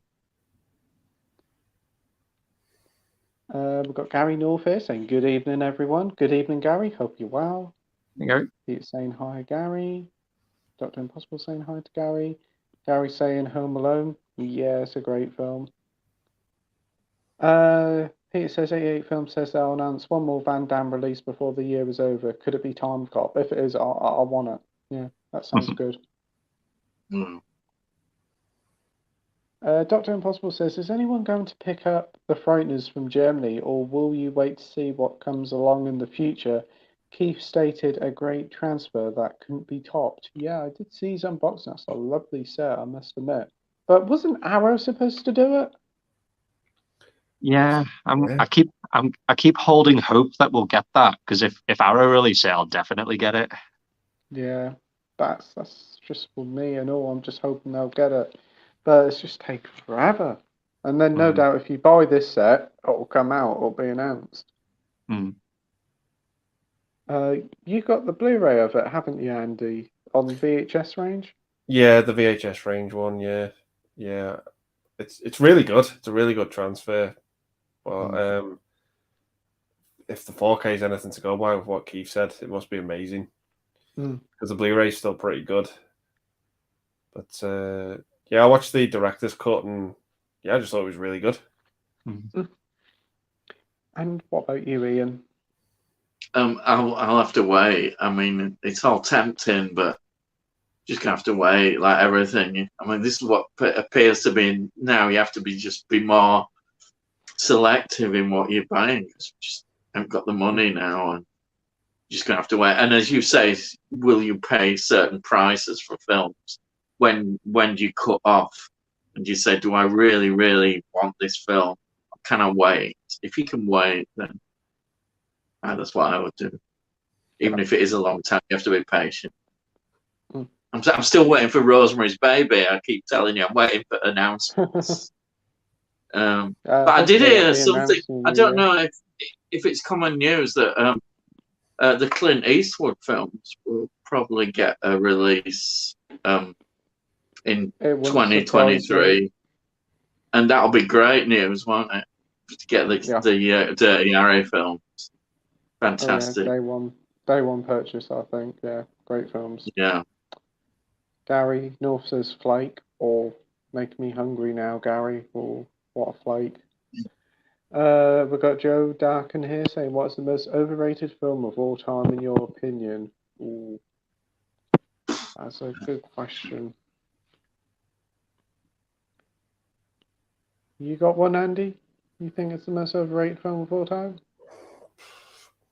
It's really boring because I've said it so many times, but probably The Dark Knight. I still think it's a good movie, but I just don't think it's as good as everyone makes it out to be. Yeah, I can get that. Mike, what about you? I'd probably have to go with Stanley Kubrick's The Shining. I think it's a good movie, but yeah, I have like a few issues with it. Yep. And Ian, what about you? Straight away, 2001 Space Odyssey. I've tried over the years. But I went to cinema, so I couldn't finish it. We went to bar and decided that it was better to stay in bar. It's just so overrated. I know people say about context and everything, but I just can't connect with it. It's just so slow and I don't often say that about it. But Kubrick, I think, is a great director. I'd say I probably enjoy all his other films. Right through Eyes Wide Shut, I think it's great, and right through to them. Paths of Glory, just some great films, but I don't know why. It's considered the greatest sci-fi movie ever. Give us a break. Blade Runner, all the way. Yeah. But yeah, I can appreciate people do see all this bit. It really is something that's gone wrong to me. I just can't. I've tried. I must have tried about 5 or 6 times to try, because I know it's so important film, but I've given up now. Can't do it. That's it. Yeah, no worries. For me, most overrated film of all time, I've just looked at IMDb's top few 100, and 2 are coming out to me: The Matrix and The Dark Knight. I think both are great films, but I do think they are definitely way overrated to be in the top 100 films of all time. Dr. Impossible says you'll all be bloody drunk by the time I pose that next question again. Legendary 80s critic says, do you guys collect CDs? I haven't bought a CD since S Club Juniors, mate. Do you collect CDs, Andy? Only if it's like the collective works of a band that I really like are being reissued or something like that. But other than that, no. No.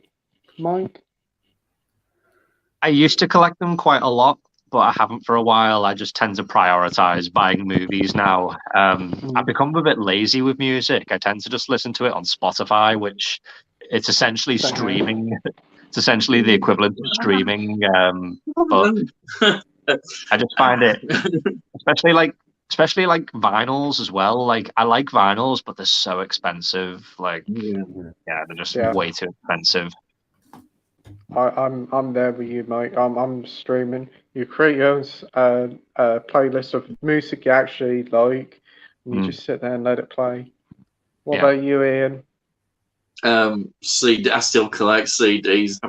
I have to try and prioritize. It's just bad balancing buying movies and CDs, building up catalogues of artists that I really like, and streaming. It's like the devil. No, we don't want streaming. I've got to have the physical copy. You know, it's like the movies. If I don't, my son, he's all into streaming, and he wouldn't even look at CDs, but he's going to get a massive amount of CDs inherited when I go. I still collect them. Maybe not as much recently because of finances, but I'm always looking for bargains on CDs as well. Yeah. But I like collecting, you know, and groups where, you know, my favorite groups. I've got all their, you know, like Talking Heads, all them. I've got Beatles. I've got virtually all. There's probably about 3 or 4 albums of Beatles. I've got just Doors, and I could just go on. But you could do a collection video for your channel. That would be good. Yeah. Barry says, I still collect CD, vinyl, and cassette tape. Yeah, they have brought out cassette tapes recently. I know No Time to Die, there was a cassette tape for that. It's quite interesting. But vinyls are nice, but I see the prices. Yeah. 50 quid. Some of them are 100 quid for 2 of them, and I'm like, wow. And I think 4Ks are expensive, 25 quid. Vinyls, another level. Rogue says, I began the process of updating my Blu-ray collection into 4K. Took advantage of the Amazon 3 for 30 deal, which has sadly ended now. Oh, I've seen that. It looks a pretty good deal. There's been some solid titles on there. Glad to hear you're expanding to 4K, mate. You have to show off your collection in the video. Got Peter here saying, yeah. Dr. Impossible says, Tunnock's marshmallow tea cakes. I've already just stuffed a 10-pack of the bloody things whilst listening. I want those Tunnock snowballs. Look rather nice. Marshmallow tea cakes. Now onto the food porn, Dr. Impossible. Oh, very nice. Legendary 80s critic says, what's your favourite Muppets film? Muppets Christmas Carol, though I do like the Treasure Island one with Tim Curry. I think that's a lot of fun. Andy? Yeah, same as you, Pete. Christmas Carol is my favourite, but I really do like Muppet Treasure Island. I rewatched it the other day, and yeah, it's still quite funny, and Tim Curry's amazing in it, and yeah, I love that film. Yeah. Mike? Yeah, same here. I love both of those movies. They're just great. And Ian? I love any of the Muppet movies. I think mainly because of my dad. I always think about my dad. You know, he absolutely mad about the Muppets. He was. Yeah. So for me, any of them, I really like. You know, but I think I agree about the Christmas Carol. The Christmas Carol is just it is good, isn't it? Yeah. Yeah. I was surprised almost how good it is. You know, Yeah. it is. If the Muppets weren't good enough, you've also got Michael Caine as Scrooge. It's just perfect casting. Yeah, it's wonderful. Actually, that was my first introduction to Michael Caine, was him and Scrooge, and then I watched something like The Italian Job, and I was like, oh look, Mum, it's that miserable git from the Muppets film. I must get a copy of it. I haven't got a copy of it. Yeah. Definitely. We've got Nige here saying, I started my Iron Maiden video, by the way. I haven't done the Jaws one yet because I'm waiting for a nice little addition in the post off a subscriber. Oh, sounds great. I look forward to both of them videos. I have to check them out, Nige.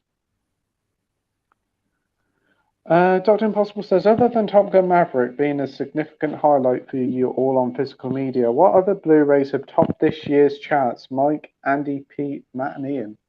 So what has been your favourite Blu-ray releases of this year, all 4K releases? Andy? I'm gonna have to say Pearl. I thought that movie was stunning on Blu-ray. I just thought it looked incredible. Good. Yeah. And Mike? Yeah, I'm not too sure. I mean, I still haven't even got Top Gun Maverick on 4K yet. So yeah, I mean, I've heard it looks great, and I'm sure it is. Yeah. But yeah, I don't know. I mean, there's a few that have come out recently that I've heard are really good, like Reservoir Dogs, and I've heard Pulp Fiction's looking quite good, and really curious about The Driver as well on 4K. I imagine that'll look great. So yeah, I'm not too sure. There's still a few that I still need to pick up, so it'll probably be one of them. Yeah. And Ian, what about you? The releases of this year.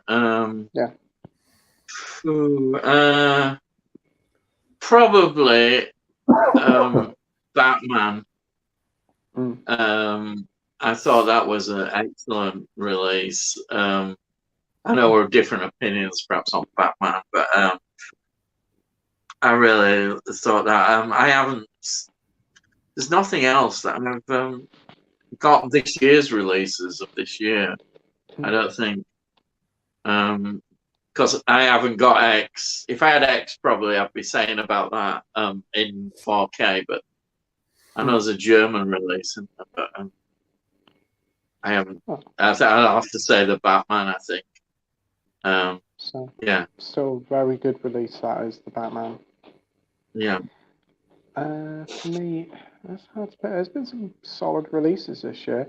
I'm going to pick two. I'm going to pick Ghostwatch, because I think it's just a wonderful box set. They put a lot of work into that. And I'm also going to pick the BFI release of Get Carter. They've done a lovely transfer of it, way better than the Warner Brothers one from a few years ago. You get your Arrow style booklet, poster, and art cards in it. And you get a nice bonus disc with loads of behind-the-scenes extras. So, yeah.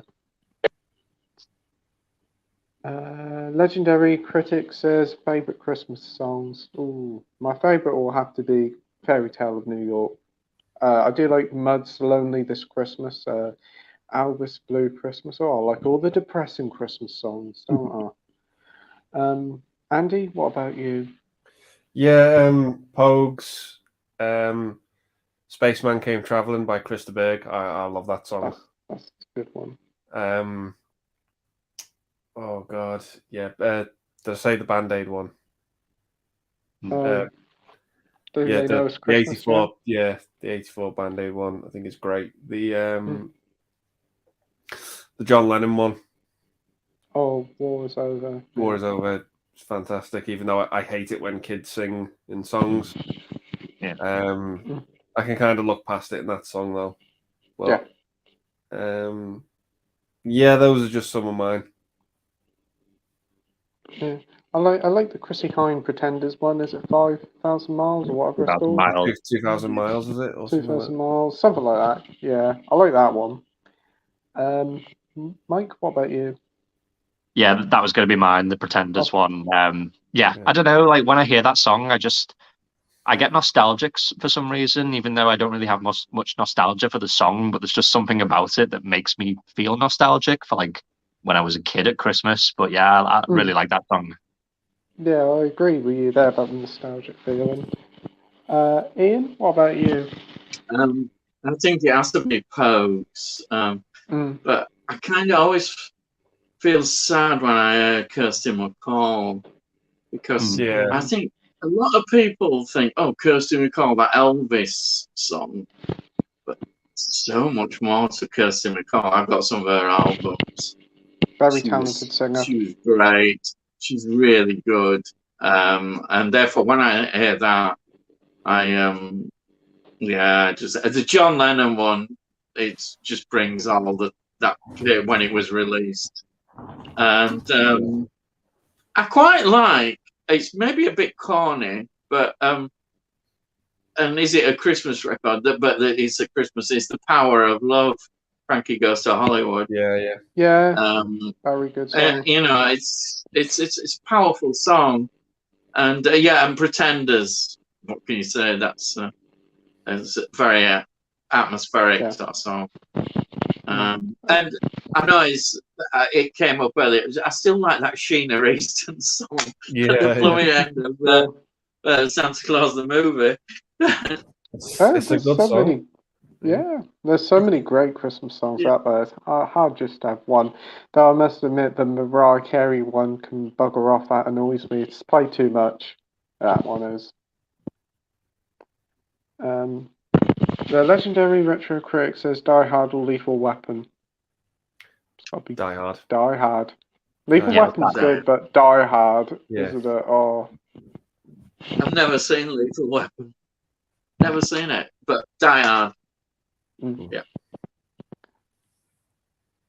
DVD from Filmblood says, I don't think the elf stuff in Asda ruins the movie, but it's too overexposed. It's this generation's A Christmas Story.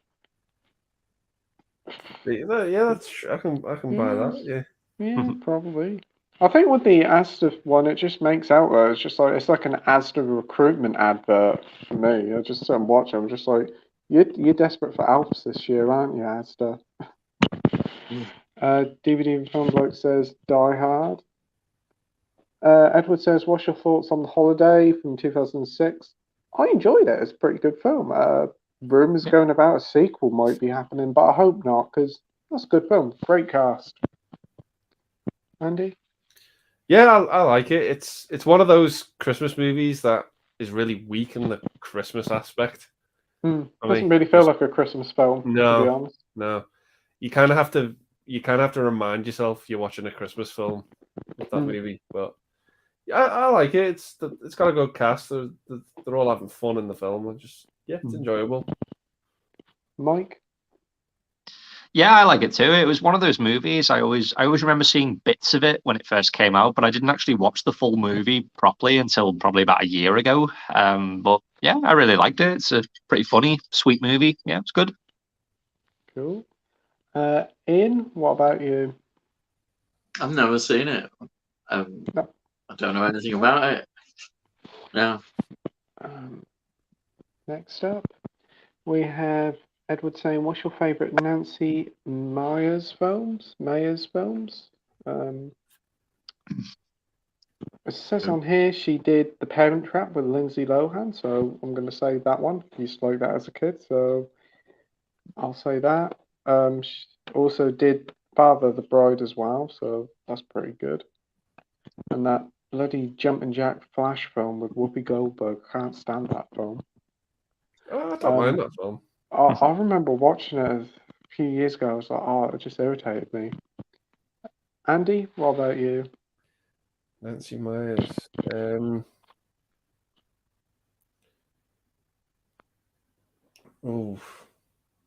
Yeah, probably the Father of the Bride movies. Yeah, I've got a big soft spot for them. I've only ever seen the first one. Haven't seen the second one though. I really like the second one. Yeah. Oh, I'll have to check it out. Mike? For me, it's got to be the one with Jack Nicholson and Diane Keaton. Is it Something's Got to Give? Something's got to give. I think Yeah. so, yeah. Yeah, I love that film. I think it's hilarious. And Ian, what about you? Not seen any of them. No. None of them are familiar. No worries. Edward says, oh, what happened there? He's coming back. 4 hours. Edward says, is The Holiday really a Christmas movie? It is and it isn't. It doesn't really play the Christmas. It has a lot of Christmas undertones to it. It's rather quiet on the Christmas feeling. But I went to HMV the other day and it's on their Christmas label with a festive slip, so it's a Christmas film. It's always a film that I kind of like an after Christmas film, like a film you put on like Boxing Day or the day after that. That's the sort of film I'd say it is. Yeah. DVD Even Film Bloke says, yes, I reviewed Last American Virgin on Letterboxd. I reviewed it on the 14th of September. Click on the reviews and select it on my profile to read it. Oh, I definitely will have to do that. I think I do know which your profile is on Letterboxd. What? Oh, dear. Sorry about this. Dr. Impossible says, what attracts you all to Gremlins other than Christmas? Is it Phoebe Gates, Miss Deagle, or the wonderful sound of the pack of nasty long-eared buggers outside singing the tune? Well, you know it's Christmas time when there's a load of gremlins outside singing you Christmas carols. It's the most festive thing of Christmas, seeing them. And it's also Gizmo. He's absolutely adorable. It's just a fantastically written film and just a lot of fun. The second one's just as good, if not better, at times. What do you think, Andy? The thing about Gremlins for me is I love the movie, but I just don't associate it with Christmas at all. Oh, yeah. I never ever watch it at Christmas. I never used to. I've sort of done it now in the past couple of years, but it's always like one of the first ones I watch because I never ever have that Christmas connection with it. But I get why people think it is. People would associate it with Christmas. I do get it, but for me, it's just not one of those. He's back. But it starts off with that Christmas song, doesn't it? From Home Alone as well, don't it? Is it? Yeah, there's so much Christmas stuff in it, but I just don't associate it with Christmas. Ian, what about you with Gremlins? I'm kind of the same with that. I love Gremlins. Both of them are really good. And you're right, it has got Christmas, but I watch it any time of year. I don't really particularly associate it with any time of year, really. I'll just watch it anytime, really. It's not what I put down as a Christmas movie, you know. Yeah. Even though it is, probably. It's in the background more so than anything, I suppose. Mike? Yeah, I like the movie as well. I can't really pinpoint why I like it. I just think it's a really fun movie. I certainly don't watch it for Phoebe Cates. If I want to watch a movie for Phoebe Cates, I'll go to Fast Times at Ridgemont High. But yeah, Gremlins, it's a great movie. Add Fast Time at Ridgemont High to his watch list. Yeah. Yeah. Legendary Retro Critic says, love the answers. Thanks. Jason says, I don't know who Jenna Ortega is. She plays Wednesday in the new Wednesday TV series. She's been in X and Scream. Gotta go now, bye. Thanks for joining. Andy says, who's your favourite? Batman, Spider-Man, James Bond, Superman, or Doctor Who? My word, that's like a mix there. Okay. I misread that question. Oh yes, who's your favourite out of all of them? And It's not. Who's your favourite Batman, Spider-Man, Superman? That's how I read it. I read it as who's your favorite Batman, Spider-Man? Like who's your favorite actor to play them? That's how I read it. I read it the other way.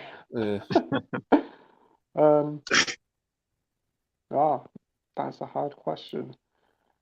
Well, James Bond would be screwed with Superman and Spider-Man, and Batman's got more money to fund the whole world combined. Doctor Who could just bugger off in his TARDIS. I'll say Superman, because isn't he just like a god? I don't know. Oh, who would win out of a fight? That's what I'm thinking about. Oh my days. Who's my favourite out of it? I'd say Batman. There you go. I've made a complicated answer even more complicated. Sorry, everyone. Andy? Yeah, same Batman for me. Mike? Yep, Batman for me. And Ian? The Doctor. Yeah. Notice I didn't say Doctor Who. I said the Doctor. It is. It's not Doctor Who.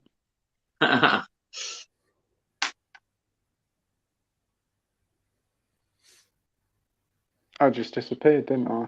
Yeah. Pete says, I can't see Josh's hands pointing like a rapper when he's just commenting here. Andy says, CX conversation. Pete says, £2.50 in a Mars bar. I worked out one for my mates to help him for a few months. He's a manager, and I was shocked looking through the prices at the system. Yeah, I know. I worked then. He was scanning the stuff through, and they were like a 50p or a pound, and their selling price is nearly 10 times as much.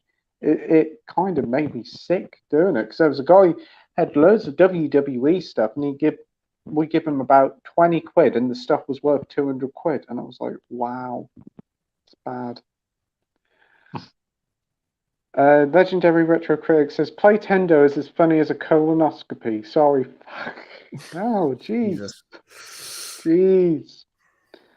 DVD from Thornbrook says, when I said I would love to get a Starbird and Batman cape and a ticket for the Bahamas for Christmas, no one realised I was referencing Bottom. No, it went over my head. I should have known that. Gary says horror is a way forward for Hollywood, small budgets, big profits. Absolutely. Yeah. I agree there. And more creative as well. We seem to be having a great time for horror just lately. Dr. Impossible says, just don't watch In Cold Blood Before Your Execution or The Travelling Executioner with Stacey Keach. Quite a film. Sounds like it. Yeah. Peter says there's good films and music from all periods, but 70s, 80s, and 90s for me. Yeah, I agree with you there, Peter. Very good answer. Gotta put somebody on the naughty step. Gary says Bachelor's Party. Oh, what?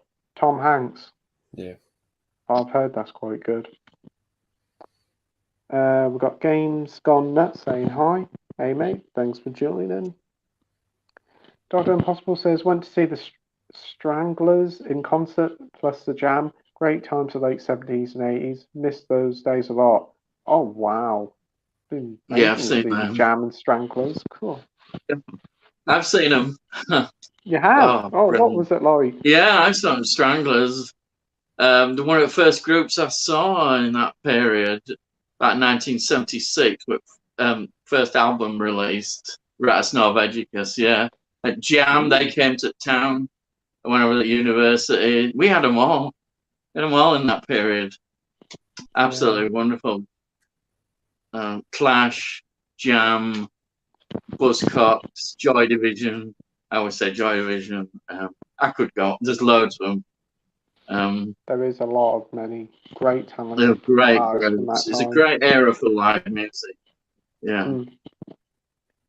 We've got Gamers Gone Nuts here. Said, went to see the first Jurassic Park with a family as a kid. That movie seemed amazing when it came out.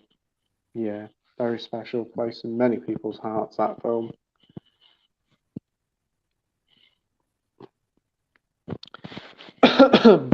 DVD from Film Block says the lack of gore was the reason Texas Chainsaw was banned. It was the sustained terror. If it had gore, then it could have been cut, but there was nothing to cut. Yeah. It's more that it could essentially play on your mind, and it's the thought of what was going on. DVD from Film Block says James Furman called Texas Chainsaw Massacre the pornography of terror. Yeah. Yeah. Dr. Impossible says the man with the red shoe, Tom Hanks making an ass of himself with a great Dabney Coleman. Oh, haven't heard of that one before. Gary says 2001 is best watched on acid. Okay, I still haven't seen 2001. I've got it sitting there. I've heard a lot of people mixed on it, but I do want to watch it. It looks like an incredible film. We have a 4K lowdown here saying 4K releases. I also like this year Bullet Train, Real Genius, and Raiders of the Lost Ark. Thanks for joining me. Yeah. Isn't Real Genius the what's his name? Val Kilmer film? Val Kilmer, yeah. Ah, I didn't know that got a 4K release. That's good. DVD from Film Bloke says my favourite Christmas song is "If It Doesn't Snow on Christmas," as sung by Joe Pesci, a classical Christmas song with swearing, what not to love.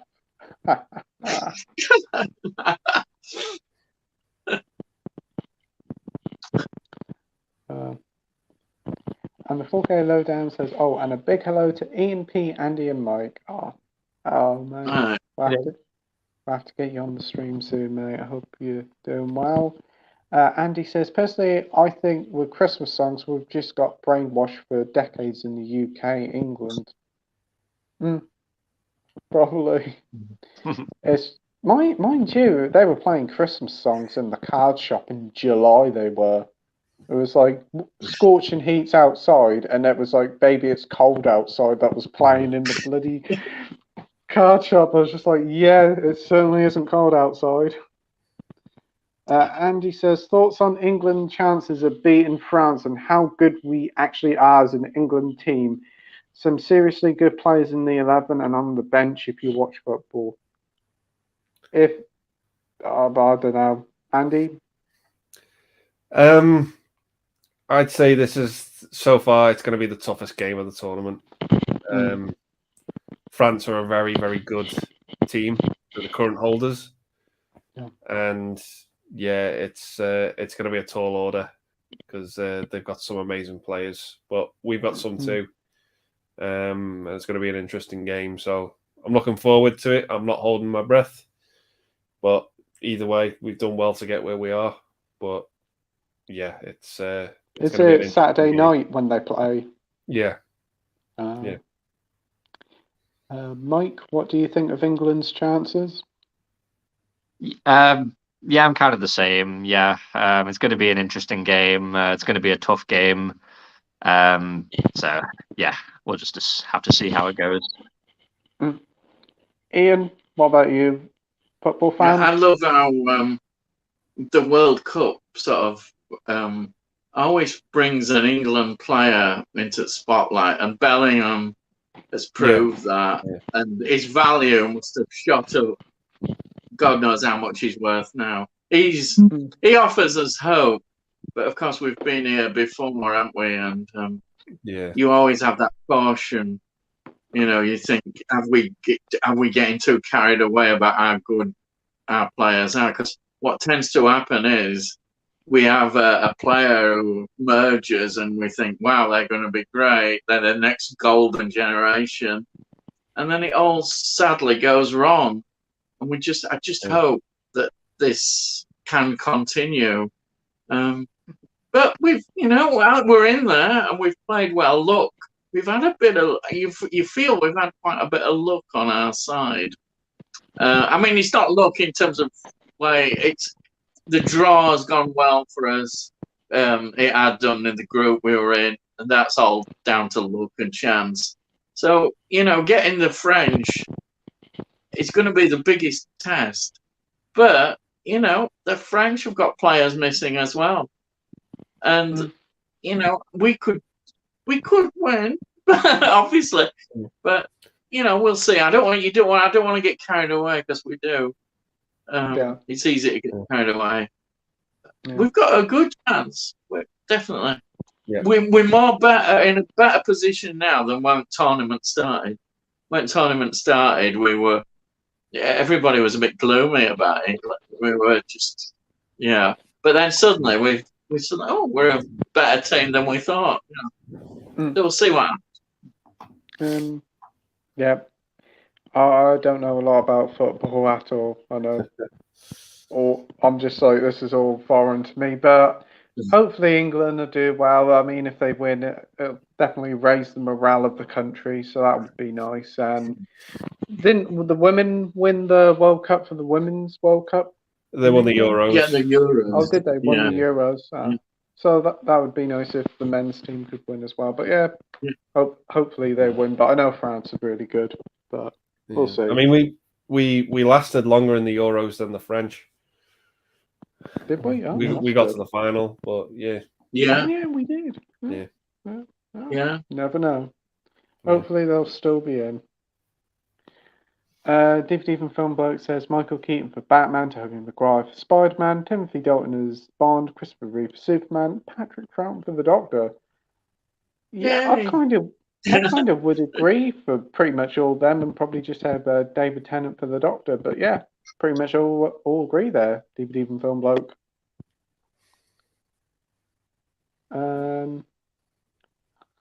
Edward says, what's your thoughts on Doctor Strange 2 winning Best Movie of 2022 at the PCAs? What's the PSA? Got a clue. It's not the best film of the year. Kind of is one of the more disappointing films of the year. I enjoyed it, but nowhere near as the top film of the year. What do you guys think? It's entertaining, but it's nowhere near doesn't deserve to be in the conversation for best film of the year. But it's fun. Andy says actors for each character. So, what would you have, Andy, for Batman, Spider-Man, Bond, Superman, and the Doctor? Okay, I'll do it backwards. So, Doctor, I'd say David Tennant. I agree, Christopher Reeve, Superman, Timothy Dalton for Bond, Tobey Maguire for Spider-Man, and for Batman, for me, it has to be Kevin Conroy. Yeah. Mike? So excluding the Doctor, because I can't really comment on that one, but mine's exactly the same as DVD and Film Blokes. Yeah. And Ian? Let's see. Batman. I think just for purely sentimental reasons, I'm not. It's going to be Adam West, just because that got me into Batman, and that series was something special to us as school kids. We used to talk about it and everything about the original Batman, because I didn't realize that it was so funny. We took it very seriously. Can you imagine? We look at it now. So I'm going to say Adam West. Spider-Man. I don't know. I like the one who played. He only got 2 films. What's the actor's name? Andrew Garfield. Yeah, I think he was badly done by, actually. Yeah, I'm going to pick him. I liked him. And I'll pick who else? Superman, Christopher Reeve. Got to be. Yeah. That's it, isn't it? And Dr. Patrick Troughton. I'll pick him. Gary says England has a good chance. Oh, well, yeah. I hope they do well. Yeah.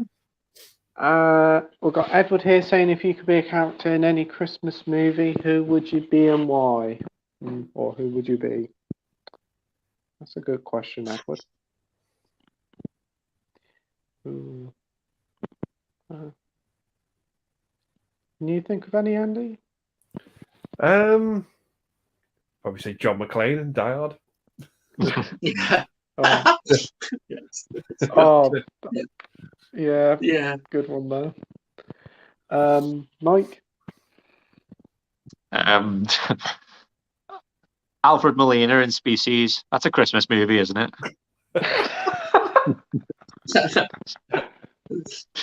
Oh, oh, oh dear. Ian? Yeah, I have to go with Die Hard. I think it's brilliant. Yeah, definitely. Yeah, great Yeah. answer that. I never thought of Oh, that. Oh, what would I say? I'd say Bill Nye in Love Actually, so I can sing that bloody awful song that I really like. Oh, I'd say what's the other guy in Love Actually, the one who gets with all those girls when he goes to America? Oh god, yeah. Chris Marshall's character, is Chris it? Marshall, yeah. Yeah, I'd say him. Yeah. Yeah. I forgot about that. Yeah. Yeah, I did. Yeah. Oh. John McClane, then Chris Marshall. Yeah. Yeah. DVD for Book says, "Oh yeah, I love Adam West. Last year I watched the whole series, and it still holds up. Yeah, it's a fun series. I've never seen the film, but I do like the series." Oh, the films. The film's great. Yeah, The film's love the great. film. Yeah. Is that's where the glorious shark repellent spray come from, isn't it? Yeah. And that is the final comment of the night. So yeah, we've just done over 4 hours and 10 minutes. So thank you everybody watching at home. To those 10 people, thank you all for watching. I'd like to thank Andy and Mike as always for joining me on the stream. It's always a pleasure. And thank you to Matt B Movies and Ian from Ian Hills Ramblin'. So thanks Ian for joining. Yes, it's great. I enjoyed it. It's always a lot of fun bringing you on, and it's great to hear your enthusiasm about all the films you talk about. We have DVD and film bloke says some days you just can't get rid of a bomb. Yeah. Yeah. And he says good night, mate. So yeah, if you haven't subscribed to Ian, Andy, Mike, or Matt, their links are all in the description down below. So give them all a sub. They've all got fantastic channels. And we'll see you all again next week at 7:30 on Wednesday night, where our special guest will be Rock God 2004, aka Nige. So see you all next week. Bye.